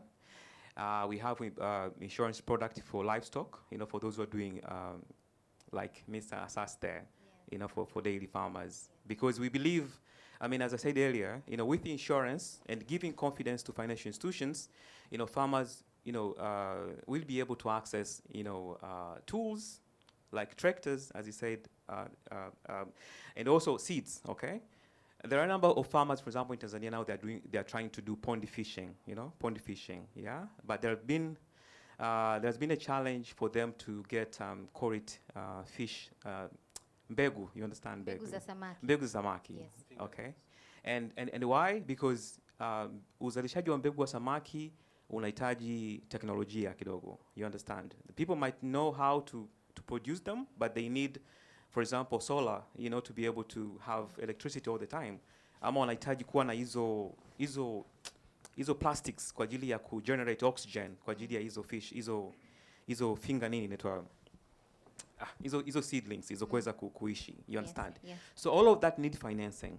And now with insurance, which now gives confidence to financial institutions, these farmers would be able to get financial support and buy those materials and produce good seeds and make our farmers produce more fish or produce more crops, etc., etc. Yes, so in terms of products, those are products which are viral right now, but in terms of coverage, we have the capacity to offer, for example, weather index insurance across the country without even going there physically. We can use satellite system to be able to get GPS coordinates, and those coordinates can be attached with our systems or with various tools to be able now to measure weather conditions and enable insurance companies to pay farmers if those farmers suffer the loss. Yes. Thank you. Kwenye issue ya price, I'm sure huyu Mtanzania mwenzangu anataka kujua hiyo bima ni shilingi ngapi? Umesema affordable. How much is it? Okay. Kwa hiyo affordable, kwa mfano miezi michache iliyopita tumeweza kutoa bima ya shilingi 1,000. Si ndio? Bima ya shilingi 1,000 ambayo hiyo bima ya shilingi 1,000 mkulima akipata hasara anaweza kafidiwa mpaka shilingi 12,000. Yeah. Kwa hiyo the way tulivyodesign hiyo product ni kwamba ama tulivyoitengeneza ni kwamba mkulima anaweza akakatia bima yake ya kilimo kutokana na uwekezaji ambao umeufanya kwenye kilimo. Na labda nielezee vizuri. Kwenye kilimo, ukiangalia aina zingine za bima, ukikatia bima ya gari, kampuni ya bima watakuuliza gari yako ina thamani ya shilingi ngapi, ili waweze kujua kwamba ukipata hasara ni shilingi ngapi wao watakufidia. Kwenye bima ya kilimo, sisi tunaangalia ni kiasi gani wewe umewekeza kwenye ile shamba yako, kwenye ile shamba lako. Kwa hiyo kwa mfano kama mkulima wa mahindi ambaye ametumia shilingi 300,000 ama shilingi 200,000 kulima ile ekari yake moja, kampuni ya bima wanaweza wakailinda hiyo shilingi 200,000. Na huyu mkulima akipata changamoto labda ya ukame ama wadudu ama mvua nyingi, basi kampuni ya bima watarejesha ile shilingi 200,000 yake ambayo ameipoteza. Sasa mara nyingi wakulima inawezekana wasiwe na pesa ya kulipia bima mara moja, si ndio? Unaweza kusema kwamba bima labda ni 3%, ambayo 3% kwa 200,000 ni kama shilingi ngapi? 200,000 mara 3% inakuwa ngapi? Okay, kama 6,000. Sasa tunasema kwamba hao wakulima wengi ni wakulima wadogo wadogo. Na wakati mwingine hao wakulima kweli kabisa inawezekana hawana shilingi 6,000 ya pamoja kwenda kulipia bima, si ndio? Kwa hiyo tukasema mkulima haamki tu asubuhi na kwenda kupanda. Anakuwa na muda, si ndio? Inawezekana ikawa labda ni mwezi mmoja ama miezi miwili. Anajua analima wapi, anaweka vibarua analima na nini. Kwa hiyo tukasema katika hichi kipindi ambacho mkulima anajiandaa, tuje na huduma ya bima ya mazao ambayo huyo mkulima anaweza kainunua polepole katika kile kipindi. Na tuifanye iwe bei rahisi. Kwa hiyo tukasema tutengeneze bima ya shilingi 1,000 ambayo mkulima ataweza kuinunua katika kile kipindi ambacho anafanya maandalizi ya shamba lake. Kwa hiyo ina muda ambao mkulima atatakiwa kuinunua na kuisajili na hiyo bima kuanza. Na uzuri sasa ni kwamba vile tuko na maendeleo makubwa kwenye matumizi ya teknolojia, especially matumizi ya simu. Hiyo bima mkulima anaweza kuinunua kwa kupitia platform kwa mfano kama Mkulima. Mkulima anaweza kwenda kwenye hiyo simu yake ya Vodacom, akaenda pale akasema okay, nimenunua voucher ya shilingi 1,000 kwa ajili ya shamba langu la mahindi, na kwenda kwenye Mkulima na lipia hiyo shilingi 1,000. Kwa hiyo akalipia kwa kupitia labda M-Pesa. Lakini mkulima anaweza akasema okay, nimelima tu ekari moja na hii bima inaniambia labda inanilinda kuhusu majanga ya ukame. Vipi nikitaka kulinda kuhusu changamoto za wadudu ama nikitaka kulinda changamoto za magonjwa? Kwa hiyo anaweza tena kurudi kwenye simu yake akaenda akasema okay, nilinunua bima ya shilingi 1,000 kwa ajili ya ukame, lakini hainitoshi, nahitaji bima zaidi kwa ajili ya kulinda mazao yangu. Kwa hiyo nataka ninunue bima ya wadudu na magonjwa. Kwa hiyo atakwenda kwenye system na system itamwambia sawa, kuweza kulipia bima ya ziada utatakiwa ulipie shilingi 2,000. Na kuweza kufanya hivyo unatakiwa uweke pesa kwenye simu yako. Kwa hiyo atakwenda kwa wakala, anaweza kajaza hiyo pesa kwenye simu yake, alafu akaenda kalipia. Na ni hivyo hivyo pia, kama akipata hasara, kampuni ya bima italipa malipo yake kupitia ile namba ambayo alikuwa ameitumia kusajilia ile bima yake. Yes. Na kama nilivyosema pia mwanzoni kwamba huko nyuma changamoto ilikopo ni data. Ndio maana hizo products zilikuwa expensive. Lakini sasa kampuni za bima na pia kwa usaidizi wa kampuni kama Eka Africa tuna uwezo wa kutumia naweza nikasema mitambo ya kampuni za simu kuweza kutusaidia kuturahisishia kujua hawa wakulima wako wapi. Umeelewa? Kwa hiyo inarahisisha badala ya kutuma afisa wa bima kutoka Dar es Salaam kwenda kukusanya GPS points za wakulima ambao wako Simiyu. Na huyo mkulima anaweza huyo afisa wa bima anaweza kumgharimu labda shilingi milioni 2. Sisi tunasema hapana. Kwa nini mkulima tu yeye mwenyewe asitumie simu yake tuweze kujua GPS za shamba lake ni zipi? Na kwa kutumia hiyo teknolojia tunaweza tukampa bima nafuu, si ndio?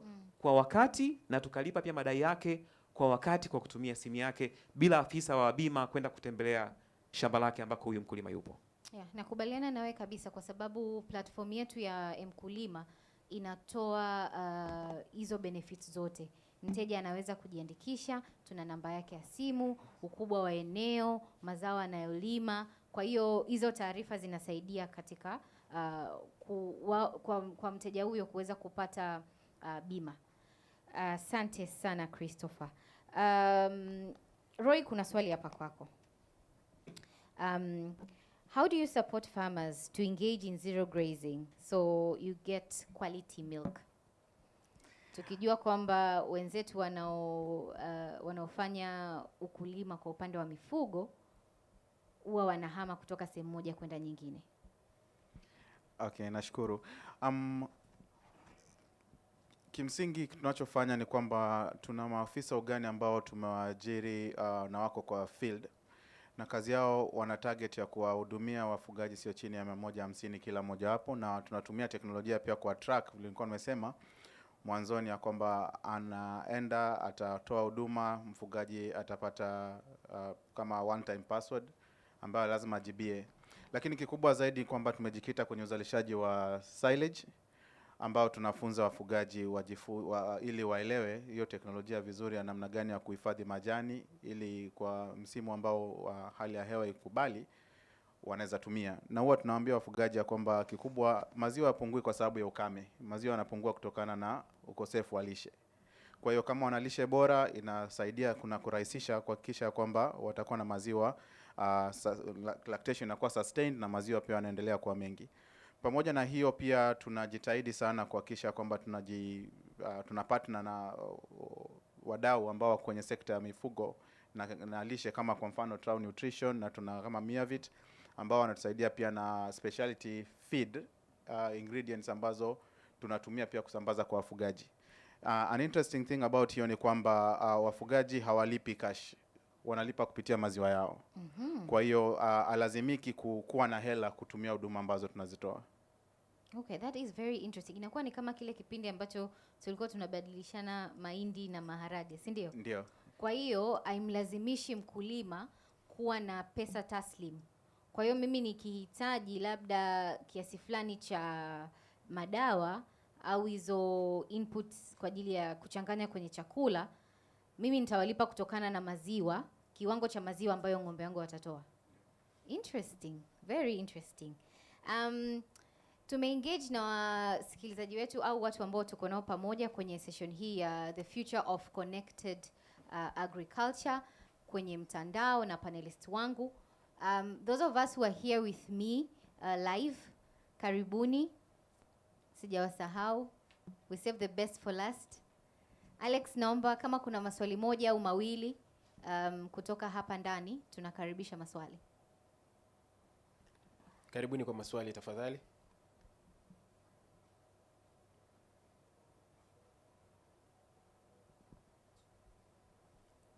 Naona hapa ndani wao wameelewa zaidi. Hapa ndani tuko vizuri. Kuna swali moja pale Alex. Okay. Karibu.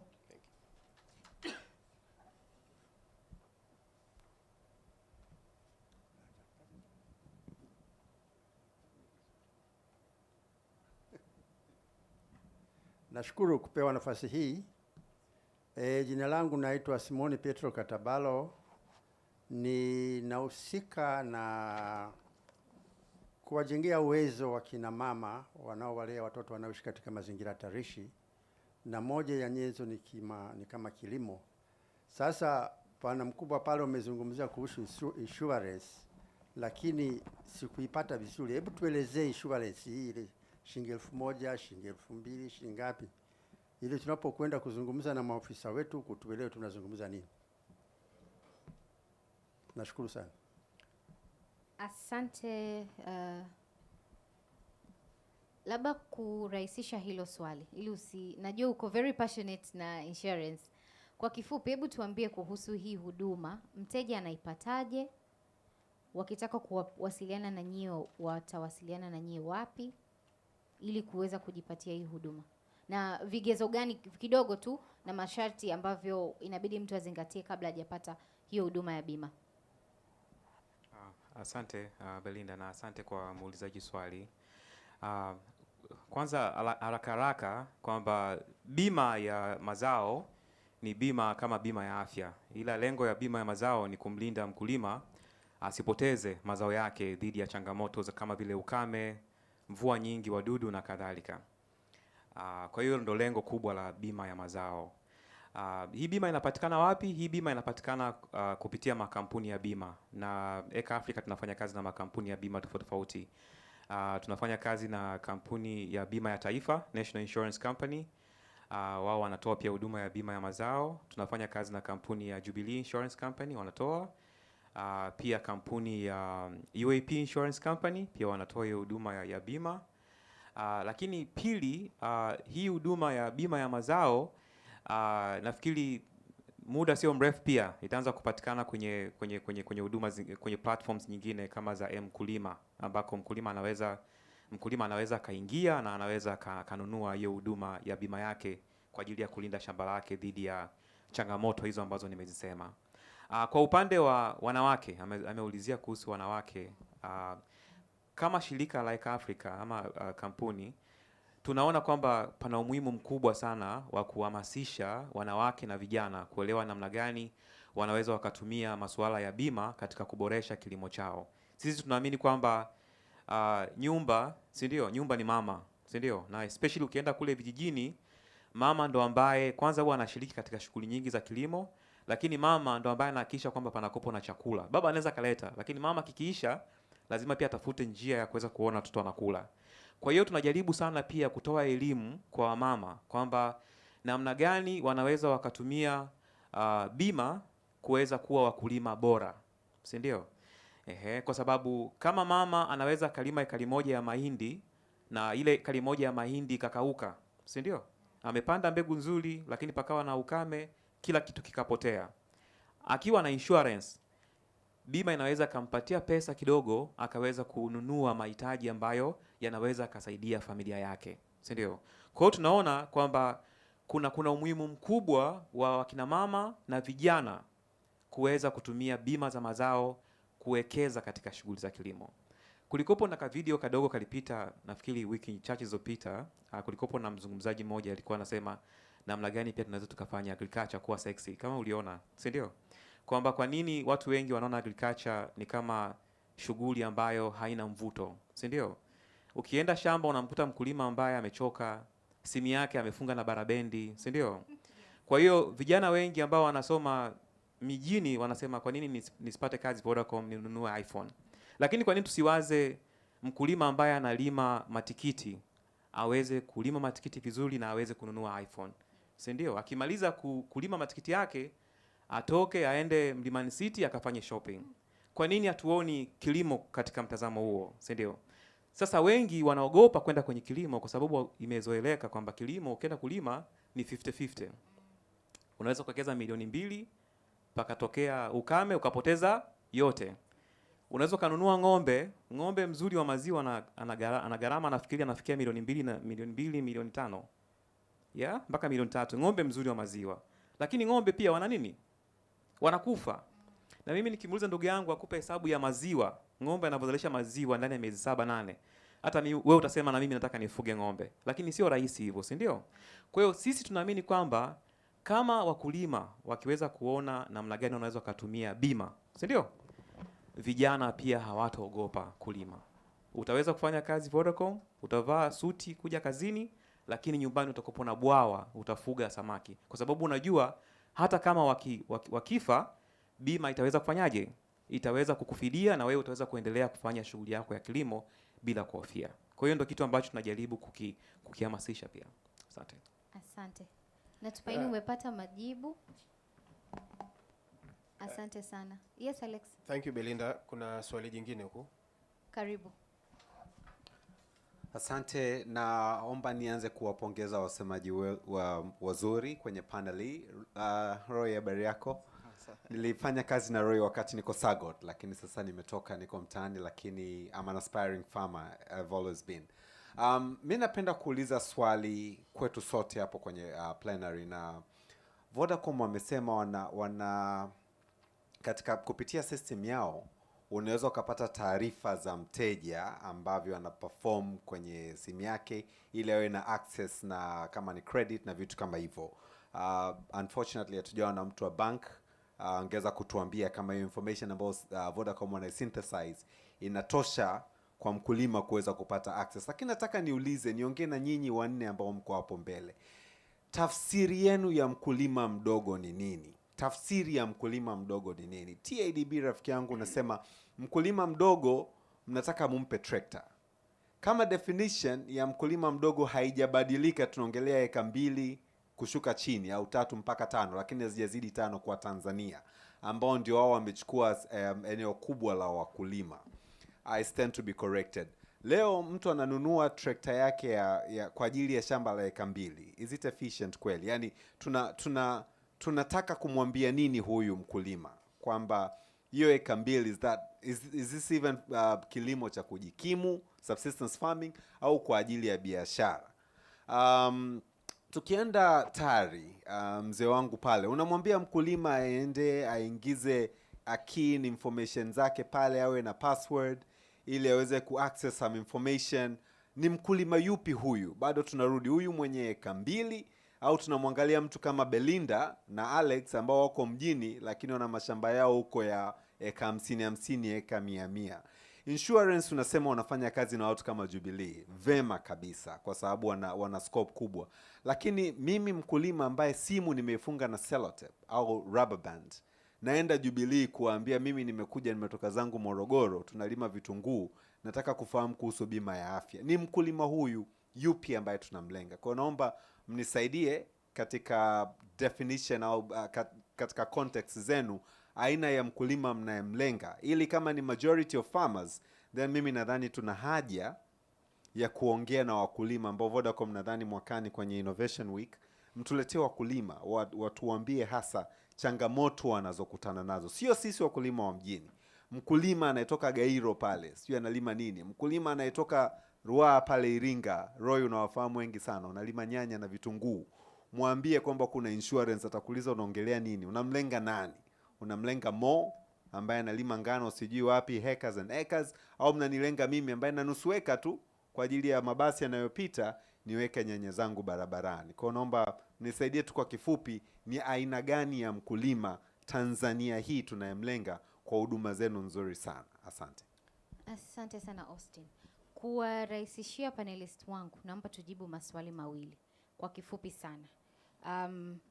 Smallholder farmer, nyie mmemdefine vipi? Alafu kwa bidhaa ambazo mnatoa, mnamlenga mkulima yupi? Hao ni maswali mawili tofauti. Smallholder farmer, who is a smallholder farmer in your definition? And then for the products that you have explained here, who is the target? Okay, labda nianze mimi. Yes. Definition ya smallholder farmer kwetu sisi ni unaweza ukai define per acreage, sawa? Na vile vile pia unaweza ukaita, kwa sababu of course we are DFI but we still a financial institution. Kwa unaweza ukai define vile vile pia na turnover. Lakini lazima muelewe sisi kama TDB kwa nini tunapo finance smallholders tunaweka into blocks, into groups. The reason ni kwa sababu ya kwamba tunajua kabisa a smallholder farmer ambaye ana eka moja, eka mbili, eka tatu hawezi aka-afford, hawezi aka-afford labda tuseme tractor. Ndio. But when they're in groups, yeah, either it's an AMCO or a group of 15 farmers or 50, kuna groups na average member like 50 farmers. Ukipiga hesabu yako unakuta that is totality ya acreage ambao wana cultivate inazidi hata eka 100, eka labda hata 300. So it is sensible kuwa finance wakiwa in groups. Kwa hiyo ukipeleka pale matrekta kama kwa mfano tulivyofanya Mombo irrigation scheme. Tulianza tukawa finance matrekta, waka graduate tukawa finance warehouses, waka graduate tukawa finance milling machines. Kwa hiyo wanafanya vitu vyote wenyewe, wanalima, wakitoka kulima wanafanya processing, wanafanya packaging, wana outlet pale, ukipita unaenda unanunua mchele wako. So we finance people in groups. Okay. Yeah. So kwa maswali ambayo ameuliza Austin, nyie smallholder farmer anaweza akawa mkulima kuanzia eka moja, lakini mkulima mnayemlenga kwa bidhaa zenu ni wakulima ambao wako kwenye makundi au vikundi ili make sense ya huduma ambazo mnatoa. Kwa mfano tractor. Yeah. Ili kama tukiwa wakulima 20 ambao tuna eka 200, basi mimi sitakuja na eka zangu 5 tu, which would not make sense. Lakini hiyo ni scenario moja. Aha. Scenario nyingine, sisi smallholder, yes, turnover ya kuanzia 500 million kushuka chini kwetu sisi. Sasa nitakupa project moja tuliofanya na Rakao juzi. Tumefinance 19 tractors. Hao wakulima wana average ya 100 to 200 acres. Yeah? Wako 19. Kila mkulima tumemfinance tractor kwenye hiyo eneo na Rakao. 10,000 acres inalimwa mahindi, 6,000 acres inalimwa maharage. Yeah? Ndio hiyo integrated value chain financing model nilikuwa naiongelea hapa. Tumeweza tukawa link na Yala kwa fertilizer, seedlings kutoka ASA, tumeweza kuwapatia project administrator wetu ambao atawasimamia kuensure they doing best practices. Yeah? Na watavuna, tunategemea watavuna vizuri kwa jinsi intervention tuliyoifanya kwa mwaka huu. Then tukitoka hapo ni kwenda level nyingine na yenyewe, kuwapa silos, kuwapa nani, ingawa tumesha connect na off takers kwenye ecosystem yetu. Kwa hiyo haya maharage na mahindi yatachukuliwa directly from. Kwa hiyo hatuna clear definition. Sawa, as I said, agriculture is complex and it's unique. Kwa hiyo unaangalia different solution to different settings, different environment. Okay. Nafikiri labda nimekujibu kidogo. Yeah, kwa maneno marahisi sana, mnamwangalia mkulima mmoja mmoja na vikundi kulingana na turnover yao au uwezo wao wa kuproduce na ukubwa wa eneo walilonalo. Kwa hiyo they use a segmented, integrated approach to reach out farmers. Roy, mkulima mdogo kwenu ni nani? Na mnamlenga mkulima yupi? Kweli sisi ilo tamko la smallholder farmer tulipendi kama kampuni. Kwa sababu ukiwa mtaalamu na unaita mtu smallholder farmer, tuna believe ni kwamba unaweka kichwani kwake ya kwamba ana maintain pale. Huwa tunapenda kuita dairy producers. Ni kuchochea tu kwa sababu ile change of mindset. Lakini sisi watu ambao tunawatarget kimsingi tunatarget wafugaji wote ambao wanaweza zalisha maziwa, kwa sababu ukiangalia hata hiyo definition saa zingine utasema labda ng'ombe ana ng'ombe 10 kwenda chini, lakini inakuja swala la pastoralist. Ukiangalia kwa production level inakuwa vigumu kumcategorize ni large scale farmer ama ni small scale farmer. Potential production ni ndogo. Kwa hiyo sisi tuna target kila mfugaji ambaye hatuna ile luxury ya kuringa sana, kwa sababu tunahitaji maziwa mengi na haitoshelezi. Kwa hiyo anybody ambaye anaweza produce maziwa ni target yetu kimsingi. Ili mradi ajiunge na vikundi, tunapenda sana kudeal na producer groups kwa sababu inarahisisha sana coordination, kwa sababu we are dealing with the highly perishable product, na pia inasaidia na management na aggregation pia. Ndio, na hata a lot of things zinaweza fanyika kwenye kikundi. Okay. Ndio. So just like a TDB, kwanza hampendi kumuita smallholder farmer. Mnamuita kwa kazi anayofanya, a dairy producer. Yes. Na kumwangalia au kumhudumia mnawasaidia zaidi wakiwa kwenye vikundi. Ndio. Si ndio? As opposed to individuals. Yeah, we deal with some individuals, especially wale wakubwa wana complexity zao. Yes. Lakini kwa scale ya production unapata kwamba ukienda sehemu kama Rungwe inakuwa vigumu kuenda nyumba hadi nyumba. Yes. So aggregation inakuwa the easiest bit. Sawa. Ndio. Dr. Barry, naomba usijibu hili swali kwanza. Nitarudi kwako na swali ambalo nitaunganisha na hilo. Christopher, mkulima mdogo ni nani na nyie kwa huduma zenu za bima mnamlenga nani? Kusema kweli kwa upande wetu sisi kwanza mimi naona kwa ukulima wetu Tanzania bado tuna muda kidogo kuweza kubadilisha wakulima kwenda kuwa commercialized farmers na tutakopo na wakulima wadogo kwa muda kidogo ambao wataendelea kulima peke yao, yani individual farming. Sasa kitu cha msingi kabisa, kwanza tunataka tuwe na mkulima ambaye anaelewa kwa nini anafanya kilimo. Christopher, mimi naomba nikurudishe nyuma kidogo. Yeah. Mkulima mdogo ni nani mkiwa mnaangalia insurance? Okay. Mkulima ambaye anafanya kuanzia ekari moja. Kuanzia ekari moja. Yes. Okay. Huyo ndio mkulima mdogo. Haya. Yes. Na kwa huduma zenu za bima, nyie mnamlenga mteja yupi? Yule mmoja au vikundi kama walivyoongelea wengine? Mkulima mmoja, kuanzia mkulima mmoja ambaye yuko kwenye kikundi, ambaye amechukua mkopo pia bank, kama ni mmoja ama ni vikundi au wote ni wateja ambao wanaweza kunufaika na huduma ya bima. Okay. So kwa mtazamo wenu, mkulima mdogo ni kuanzia eka moja, na mteja mnayemlenga na huduma ambazo mnatoa ni yule mteja mkulima mmoja au mkulima huyo mmoja akiwa kwenye kikundi, au mnatoa pia bima za vikundi? Tunatoa bima ya wakulima ambao wako kwenye vikundi, hiyo inatolewa, na lakini pia tunatoa bima kwa mkulima mmoja kama na mkulima mmoja. Okay. Yes. Sawa. Yeah. I think tumejitahidi kujibu swali la Austin.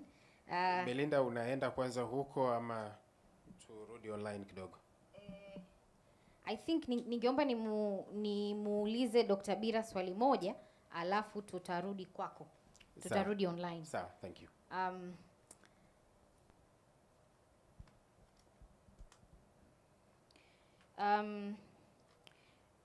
Panelists wetu wote wameeleza kinagaubaga jinsi ambavyo kulima sio kitu kirahisi.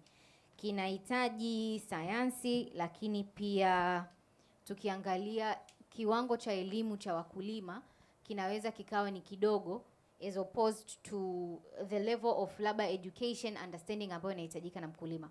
So kwako Dr. Bira, kwa wakulima hawa wadogo, they are used to their own way of doing things.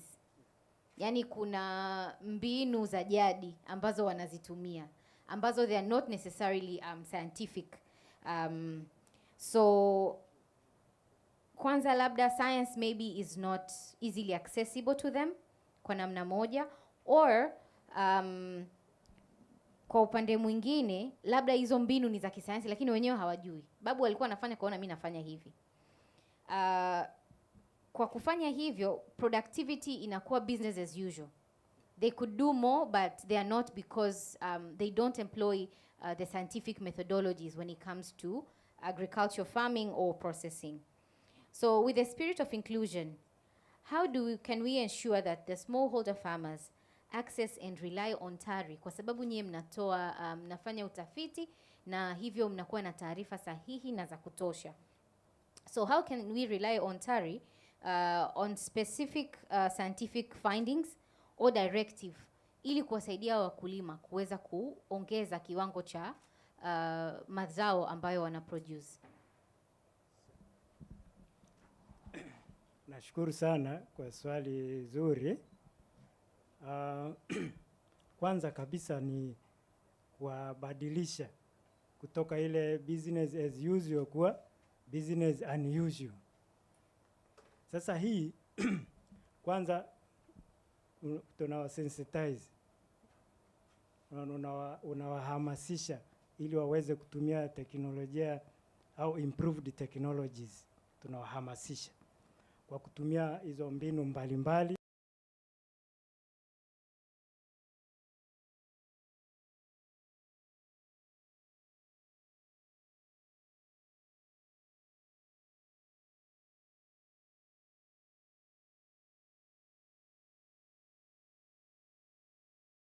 Tunajua kweli kuna wakulima ambao wao labda mtu ana chini hata ya eka moja, lakini inabidi azalishe.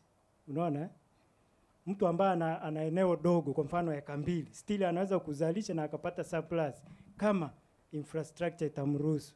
Ndio maana mwanzo nilisema kilimo ni mtambuka kidogo, ni multidisciplinary. Watu wa irrigation wanaweza kufacilitate wakachip in kwamba zile small areas zikawa irrigated. Mtu anaweza akapanda zao mara 3 kwa mwaka kuliko ni mara moja. Hiyo ni one way of increasing the production hata productivity. Kwa hiyo sisi jukumu kubwa ni kupeleka hizo scientific findings kwa wakulima ili ziwasaidie kuongeza uzalishaji na kipato. Sawa. So asante. Kwa hiyo ninaona kwamba mnatoa elimu ili kuweza kuwapa mbinu za kisayansi ambazo zitawawezesha kuongeza kiwango cha mazao ambayo wanatoa. Vizuri kabisa. Karibu Alex kwa ajili ya maswali kutoka our online viewers. Asante sana Belinda. We have 2 questions, lakini nadhani zote zinakwenda kwa Bwana Goodluck. La kwanza ni je, wakulima ambao hawajui mtandao na hawana smartphone na wafahamu huu ubunifu mtawafikia vipi? Wengi wako vijijini. La pili, is there a way that farmers can access database ya service providers kama mtu wa insurance, finance, produce na kadhalika, yani a one-stop shop for all services that they will require? Thank you. Alex is famous and Goodluck is famous online.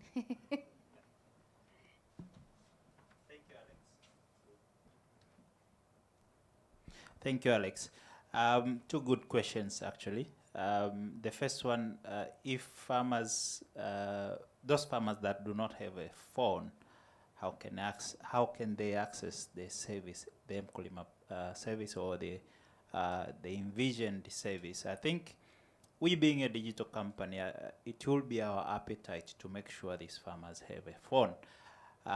Because in that way, we then drive the theme of this innovation workshop on inclusion. It becomes extremely difficult in today's world to really try to achieve it without at least a simple phone. And in this case, we are not even talking about smartphone, we're talking of at least a feature phone. And most of the services that we envision to provide, either directly or through collaboration with partners, they are really simplified. And we understand also that there are farmers that may not be able to read and write, or they have just basic capability to read and write. So you would find most of the services are accessible through simple SSD, simple SMS, and I think we also launched earlier this week the South Pass. Yes. So I mean, this is technology to cater for different scenarios, especially with users, and in this case for the farmers. So I mean, very difficult to say how we can provide digital solutions to farmers without a phone. So in this, a simple direct answer would be, we would like to make sure those farmers get a simple phone. Yeah, so for the second question, I think that was how can farmers access the services in an aggregated manner instead of going to Accra Africa, going to a bank and so forth. So I think that is what we want to do. So we will play the orchestration role where we try to bring on board the different partners and have the right conversation with the banks, with the insurance, with the technical organizations like TARI, the TMA, to make sure farmers access all these services on the Mkulima platform in a very simplified manner. So the direct answer to the second question is yes, eventually, we are not there yet. We started a year and maybe a half ago. So we're still laying up the foundation. We're still having those conversations, but the vision is to be at the point where the farmers can access all these services on the platform. Some of the services are already accessible, yes, but we want them to be able to access them easily on their phone without the need to contact the individual supplier separately. They can access it on the platform. Thank you. Thank you, good luck. Thank you, good luck. Kuna maswali mengine mawili huku. Tuanze na dada hapa. Karibu sana. Asante sana, naitwa Elizabeth Vitalis Kimario. Nafanya kazi na organization inaitwa Lighthouse East Africa Legal Clinic. Sisi ni wadau wa wakulima, tunatoa elimu ya kuwawezesha wakulima wawe wajasiriamali, ambao tunatoa elimu ya sheria ya mikataba, sheria za bima, sheria za ardhi kwa wakulima wadogo wadogo na wakati. Changamoto ambayo tunakutana nao kila siku kwa wakulima, hasa kwenye upande wa mabenki. Wakulima wengi wanalalamika kwamba ile mikataba ya benki inakuwa kwa lugha ya Kiingereza. Kwa hiyo wao wanashindwa kuelewa kile kilichoandikwa, unakuta wanasaini tu, wanapewa mkopo. Changamoto inakuja pale ambapo wanatoa ile security. Unakuta anachukua mkopo wa $500,000 lakini security anaweka shamba lake la eka 7.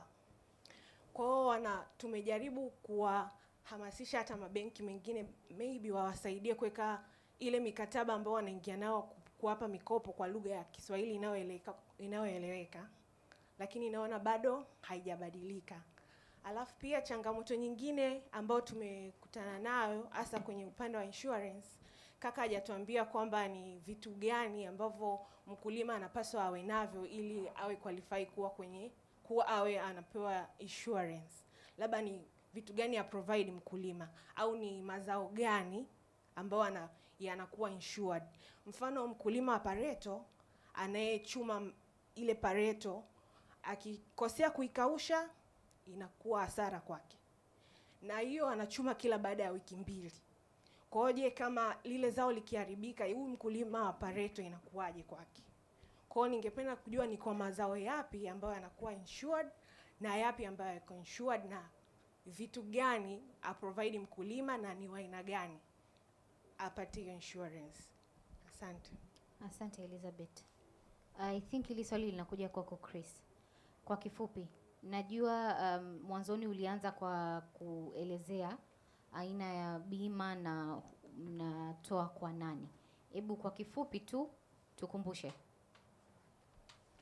Huyu mteja anapewa bima anatakiwa kuwa na vigezo gani? Alafu mnatoa bima kwa mazao yapi? Okay, asante Belinda na asante kwa muuliza swali. Tunatoa bima kwa, naweza nikasema, mazao mengi, kwa maana ya mazao ya chakula na mazao ya biashara. Kwa kwenye mazao ya chakula yako mengi na kwenye mazao ya biashara pia yako mengi. Nisingependa kuyataja kwa sababu ya muda. Lakini kwenye upande wa vigezo ama vitu ambavyo vinahitajika kuweza mkulima kupata bima, moja, mkulima lazima awe na shamba. Lile shamba ni vizuri likawa la kwake ama akawa amekodi kisheria ama kihalali. Lakini pili, lazima mkulima aelewe gharama ya uzalishaji katika lile shamba lake, tunaita production cost. Kama hana production cost, basi anaweza akatuambia ile expected crop value ambayo anatarajia kuipata mwisho wa msimu. Jambo la tatu, mkulima lazima alime kisasa. Bima haifidii uzembe, si ndio? Mkulima anaweza akakatia bima alafu akalima vibaya kwa makusudi kwa lengo la kupata hasara. Kwa hiyo bima haifidii uzembe. Lazima mkulima alime kwa kufuata taratibu bora za kilimo. Na jambo la 4, lazima tutambue shamba lake. Kama ni shamba tunampa bima tu ya hali ya hewa, lazima mkulima tujue GPS za shamba lake. Kama hana uwezo kukusanya yeye mwenye GPS, basi anaweza akaomba kampuni ya bima waweze kutumia njia nyingine kuweza kutambua shamba lake. Na kwa maana ya ukubwa wa mkulima, kwa upande wetu mkulima aweze kulipa premium, ile ada ya bima, si ndio? Hakuna bima bila kulipa ada ya bima. Kwa hiyo mkulima pia lazima awe na uwezo wa kulipia ile ada ya bima ambayo inahitajika kisheria katika utoaji wa bima. Nafikiri ni hayo, asante. Asante. Niendelee kuwashukuru watu wote ambao wako pamoja nasi kuanzia tulipoanza mpaka sasa hivi. Thank you to all our online viewers and those that are here. We have one more question from the audience. Karibu, Alex. Thank you, Belinda. Karibu kaka. Asante. Naitwa Joventini. Bahati nzuri mzungumzaji aliyepita pale anatoka upande wa kwangu, lakini tuna maswali tofauti. Kama alivyozungumza, tunatoka Lighthouse East Africa Legal Clinic. Tumejikita katika kutoa msaada wa kisheria kwa wafanyabiashara wadogo na wakati. 80% ya mafunzo yetu tumeshughulika na wakulima. Kwa hiyo tuna experience ya kutosha. Nitoe tu mifano midogo pia na maswali mengine na hoja nyingine kwa wazungumzaji waliopita. Kwamba katika tafiti zetu ndogo tuligundua kwamba wakulima wengi wana changamoto zifuatazo. Kwanza, swala la miundombinu infrastructure, wana marketing, wana mikopo pamoja na mikataba. Niende kwa mzungumzaji aliyekuwa anapita kwamba wanatoa issue ya nini ya matrekta. Kwa mfano mwaka jana tulikuwa tumeenda kule Kilolo Iringa. Tukakuta kuna baadhi ya sehemu hawezi wakapita. Magari hayana access pale. Lakini pia tukajiuliza wakati wa mvua wanapataje huduma? Tukabidi nimuulize mkulima mmoja hapo, nikasema hapa mnafanyaje? Akasema basi hatuna namna. Mkulima anatumia jembe. Wakulima wa Pareto na mazao mbalimbali, mnajua kwamba kule mkoani Iringa watu wanalima sana. Akasema hatuna namna ya kufanya. Sasa niwaulize wale ambao wanatoa hizo instrument. Wanawasaidiaje wale wakulima ambao unajua kwamba barabara pale haiwezi ikapita trekta kama trekta. Pia nije kwenye swala jingine la masoko. Wakulima wengi sana wanalalamika kwamba hawana masoko. Dr. Villa pale nadhani unafanya kazi pale TARI. Hilo swala sijui mnalitatuaje, kwa sababu kuna wengine wanakuambia sisi mazao yetu ni mpaka stakabadhi ghalani. Sasa je, kama hamna huo mfumo wa baadhi ya mazao na kuna baadhi ya mazao yamepewa kipaumbele, je, mkulima aendelee kusubiri mpaka mazao yake yatakoje kununuliwa, na yananunuliwa na nani? Yananunuliwa na NAFCO, shirika naamini ile ya serikali. Je, mtuambie hapo wakulima mnawasaidiaje?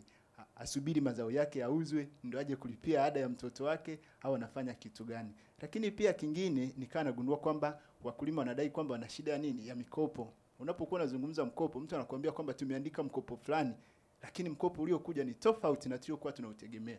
Mfano mtu ameandika kama 300,000 anakuambia nimepewa 20,000. Hapa nitafanya kitu gani? Kwa hiyo nilikuwa naomba na hiyo panelisti wanisaidie. Pia kwenye swala zima la mikataba kama alivyozungumza, mikataba mingi imeandikwa kwa lugha ambayo hawaelewi. Yale ya msingi ambayo wanaelewa unakuta wameandika kama kamstari kamoja. Sasa sijui na lenyewe hilo mnatusaidiaje? Asanteni. Asante. Kabla sijawakaribisha panelisti wangu kujibu, nikushukuru kwa maswali hayo. Na kwa panelisti wangu ninakumbuka kwamba tulipoanza baadhi ya mambo mlisha yaongelea kwamba mnajitahidi vipi kuwafikia watu ambao wako katika mazingira ambayo kilimo ni kigumu kwao, kama hivyo hakuna facilities kama barabara. Kipindi cha mvua inakuwa changamoto wao kufikia maeneo yao ya kulima.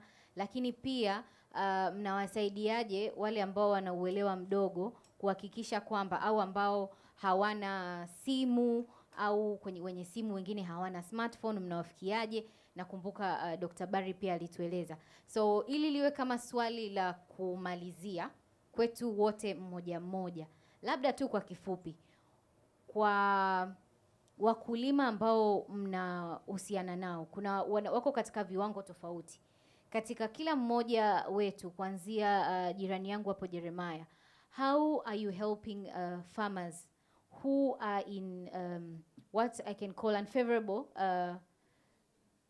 weather-wise places, and those that maybe have low literacy levels? Because around maswali ambayo yameulizwa zaidi sana ni katika hizo eneo mbili. Wale ambao hawana access ya vitu kama barabara, lakini pia ambao hawawezi kuelewa mikataba migumu ya kisheria. So to address those two things, which are majority of the smallholder farmers ambao tumekuwa tukiwaongelea.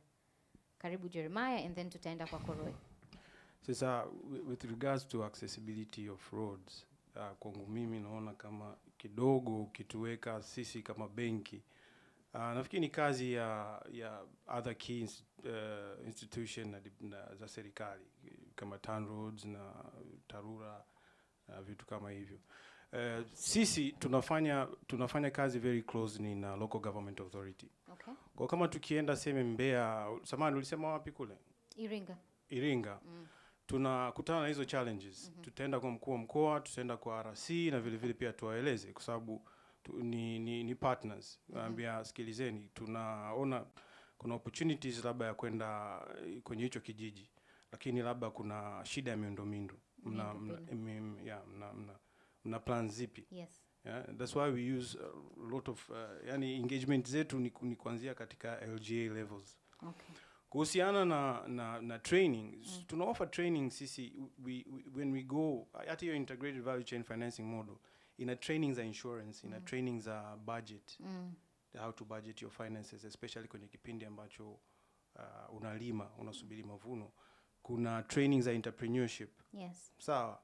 Na kulifanyika training ya issues za legal. Our legal department I think was in the leg zone. Yes. Like, I'm not really sure, I have to go and check. Kwenye kuhusiana na mikataba. Yes. Kuhusiana na kuhusu language na nini, unajua advantage yetu ya kufinance watu wakiwa in groups ni kwamba kuna viongozi. Kwa hiyo wanatueleza labda shida ni uelewa, watu hawaelewi. Sawa. Kwa hiyo tutafanya jitihada either kwa kutranslate hiyo mikataba au kuandika mikataba mingine. But hicho ni kitu ambacho hata mimi mwenyewe nitakichukua na ni challenge ambayo tulikuwa nayo na nafikiri imeshakuwa mitigated na legal department yetu. Ndio maana unaona kulikuwa kuna training ilienda Mwanza kwenye wakulima wa cotton kuhusiana na, so we are kwa issues za roads, yes, tunawasaidia kwa engagement zetu na local government authority na viongozi. That is the role we can play. Lakini kusema kwamba tutawapa hela wafanye construction nafikiri tutakuwa kidogo tunaletea burden ambayo sio yao. Thank you very much, Jeremiah. Roy. Asante sana. Kwetu kuhusu access to markets, tunajitahidi sana kwenda kwa wafugaji. Kwa hiyo hatupendi mfugaji atembee zaidi ya kilomita 1.5 kupeleka maziwa yake. Kwa hiyo katika kila kijiji au kitongoji, nategemea wafugaji wa aggregated kiasi gani, utapata kuna kituo cha kukusanya maziwa pale. Kwa hiyo baada ya hapo tumeajiri madereva ambao wanafuata, kazi yao ni kufuata yale maziwa. Kuna changamoto ya barabara ndio, lakini wana uzoefu. Na hatukatai, kuna wakati gari zinakwama za kwetu, kuna wakati maziwa yanamwagika inakuwa changamoto, lakini pia tunadeal na wadau. Kama kwa mfano kuna wakati ule engage circuit na walitusaidia sana lobbying, kuna baadhi ya barabara zilirekebishwa. Na pia kuna wakati pia tunaongea na local government authorities na wanajua kabisa mchango wa kwa mfano kuwepo na uwezekano wa kufikia kwa masoko, nao pia wanajitahidi sana kusaidia. Kuhusu mikataba ambayo tunaingia na wafugaji, tunahakikisha kwamba yote imeandikwa kwa Kiswahili na tunafanya ni jointly. Kwa hiyo inatengenezwa first draft, inarudi kwao, na uzuri wa kufanya kazi na ushirika, kwa sababu ni mkataba mmoja ambao watapelekea bodi, wataichambua, watapeleka kwa mwanasheria kwenye tume ya ushirika na wataiangalia pia nao. Kwa hiyo hapa hatujaipata shida. Bahati nzuri pia ni kwamba kuna lugha zingine za kisayansi ambao tumewasaidia siku hizo wanazielewa, kwa sababu kuna zingine hawezi translate. Pia tunatumia fursa pia kwenye training pia kuhakikisha kwamba kuna baadhi ya cross cutting issues kama existing contracts zipo, pia tunaelekeza ili wakuwa naelewa nini ambacho kinafanyika na majukumu yao na wajibu. Asante. Asante sana. Karibu Dr. Bira. Asante. Nafikiri issue kubwa ni marketing hapo. Kuhusu masoko. Kwanza soko ni kitu mtambuka sana, kwa sababu inategemea ni zao gani kwanza. Huwezi kulinganisha soko labda la kahawa na soko labda la mahindi au kundi, ni vitu tofauti. Na masoko mengine yanahitaji regulatory issues. Unaona iko kama hivyo. Sasa sisi tayari tunachokifanya ili kumsaidia mkulima ili aweze kuaccess soko ni kumpa training wakati wa uzalishaji hawezi kutoa quality product au quality produce, malighafi ile iwe ya ubora zaidi, kwa sababu kuna masoko mengine ni ya nje ya nchi, lakini mnaambiwa nani zao lako lio na quality fulani, so unaona wana vipimo kabisa, wanapima hii iwe hivi iwe hivi iwe hivi. Kwa hiyo tunawajaribu wazalishe along the value chain, wa observe ile quality. Tunawapa training kwa sababu tuna vitengo vya marketing and commercialization. Tunavyo ambavyo wanasaidia wakulima jinsi gani ya come up with the quality produce. Kwa hiyo ndio msaada ambao tunatoa, lakini vile vile tunawasaidia identify some of the markets at our processors. Kuna mazao ambao processors wengine wako tu hapa kwetu. Kwa hiyo tunaweza kuwalinki wakulima na hao processors, na hata wafanyabiashara ambao wanahitaji zao hilo tunawasaidia wakulima. Kwa mfano kwenye mihogo, kuna wakati market ilitokea hata Asia, lakini tulikuwa tuna organize wakulima na hizo quality zinazotakiwa, tunaendelea na kuwapa mbegu bora za kuzalisha zaidi. Kwa hiyo sisi ndio sana tunahusika hapo. Thank you very much Dr. Bera. Kwa kifupi sana Christopher, karibu. Kwa upande wetu sisi ili kuweza kuwafikia wakulima wengi, tunafurahi kutumia hizo digital tools, kwa mfano kama Mkulima na watu kama wa telcos, kuweza kuhakikisha kwamba tunatengeneza mifumo ambayo mkulima anaweza kuipata kwa kutumia simu yake ya kawaida kabisa, kama hizo feature phones na nini. Na kwa kutumia hiyo teknolojia tunajaribu pia kutoa elimu kwa maana ya kupunguza hiyo illiteracy. Kwa hiyo tuko na utaratibu wa kutuma SMS kwa wakulima kuwapa elimu kuhusu mambo ya bima. Lakini pili, tuko na kitengo ambacho kinahusika na kuwapigia wakulima simu na kuweza kuwauliza vitu ambavyo labda wanahitaji kupata maelezo zaidi ama hawajaelewa. Na kwenye upande wa mikataba tunajaribu pia kuhakikisha kwamba mikataba ambayo wakulima wanaipata, mikataba yao ya bima, inakuwa katika lugha ya Kiswahili ili wakulima waweze kuelewa kitu gani ambacho kinalindwa na hizo bima, na iwe rahisi pia kwa wao kama wana maswali waweze kuuliza watu wa bima, ili wawe na amani kwamba wako na bima ambayo kweli inakidhi mahitaji yao. Asante. Asante sana. Thank you my panel. Kabla tujamalizia, karibu good luck. Yes. Karibu. Thank you very much. Thank you very much, Belinda and the panelists. Absolutely fantastic to have the honor to host you today and to participate with you in this fantastic conversation. I think you will agree with me that, if you look at the panelists and the variety we have here, we have learned a lot. It has been a time well spent with you all. And the discussion we've had today is just reiterates our appetite for partnership in regards to what we want to achieve with Mkulima and the results we want to come up with, especially with the smallholder farmer as a target. So we, as we said earlier and as Ajun mentioned, we are not specialists in agriculture. But here we have a sample of the specialists in agriculture. We have the insurance, the technical people from TARI. Can you imagine the amount of information they're probably sitting on, and how a partnership with somebody like TARI would be valuable to a smallholder farmer at the at the end of Bariadi, would be able to still be to know his soil test, to know how can I produce, what kind of pests and diseases are likely to be in my area, and what are the steps can I take? We do not have that information. But what we know is with Mkulima, we can orchestrate and make sure that that information can get from TARI to the smallholder farmer in the most simplified but meaningful way to make sure that that farmer is productive.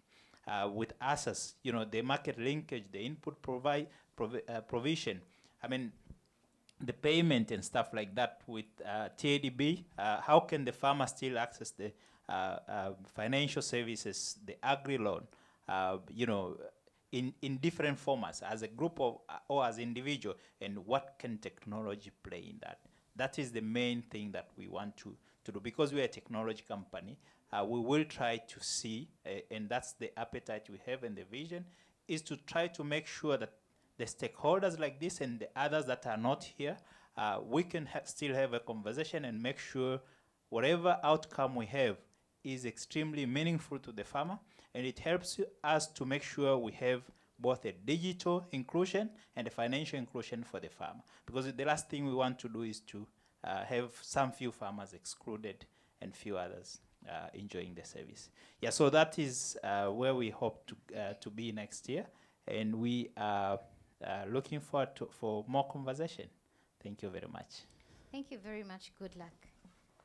For starting off with closing the panel.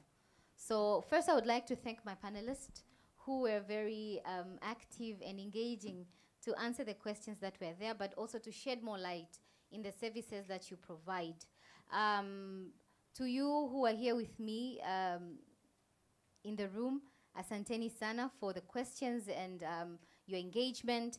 To our viewers online, thank you for your questions and comments that you have been sharing with us.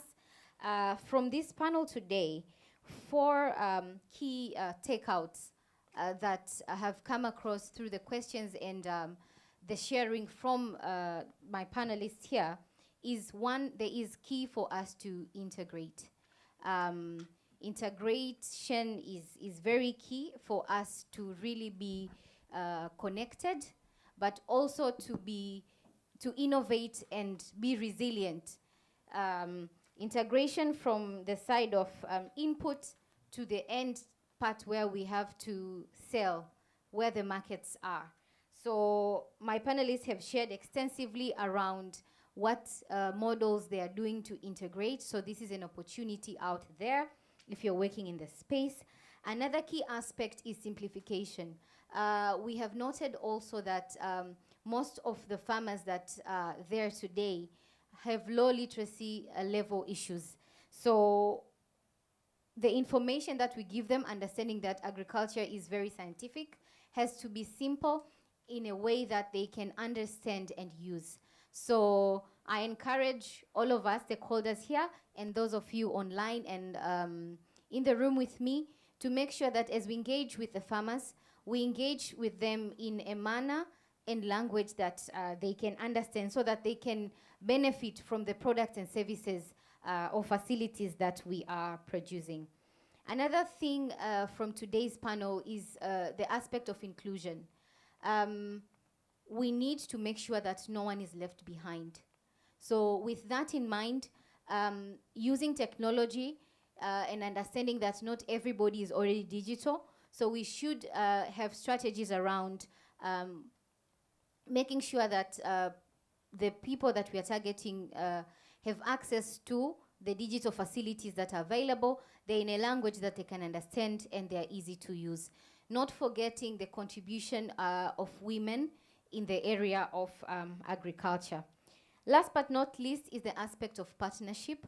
None of us can stand alone and tackle this big elephant in the room.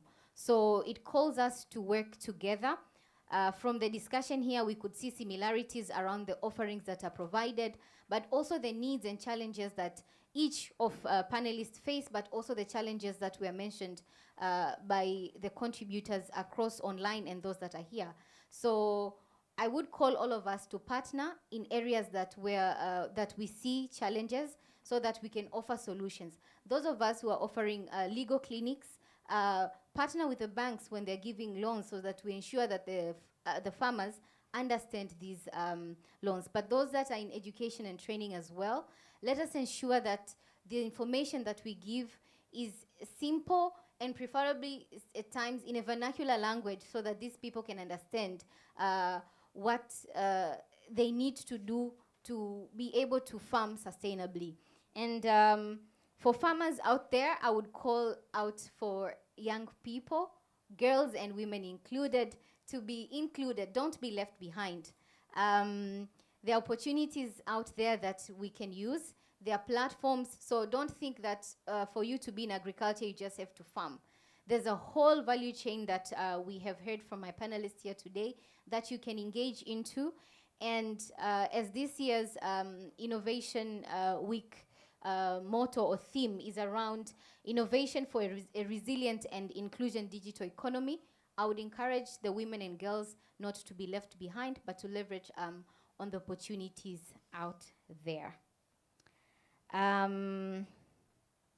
Yeah, thank you Vodacom for organizing this. I hope we'll have more engagements around agriculture.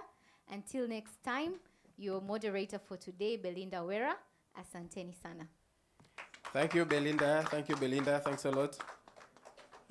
Thanks a lot for our panelists. Naomba tupate picha ya pamoja. Tusimama.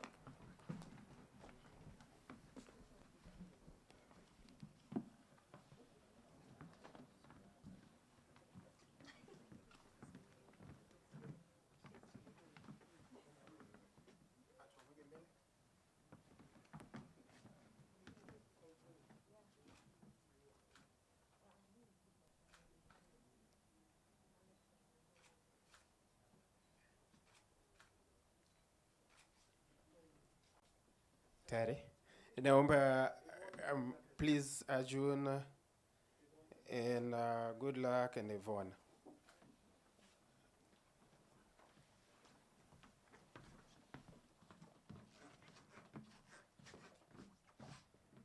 Where are the women and girls in agriculture? Yes, there's just me and Yvonne here.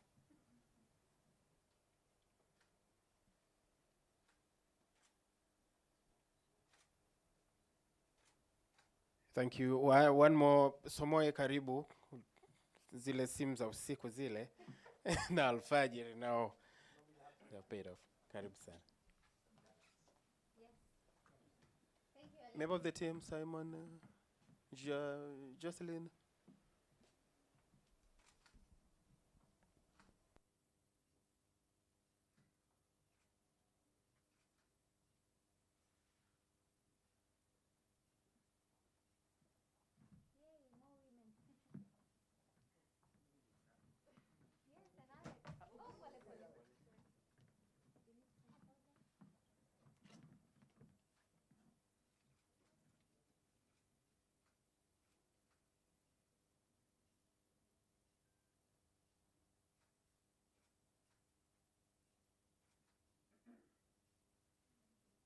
Asanteni sana team, asanteni sana viewers wetu online.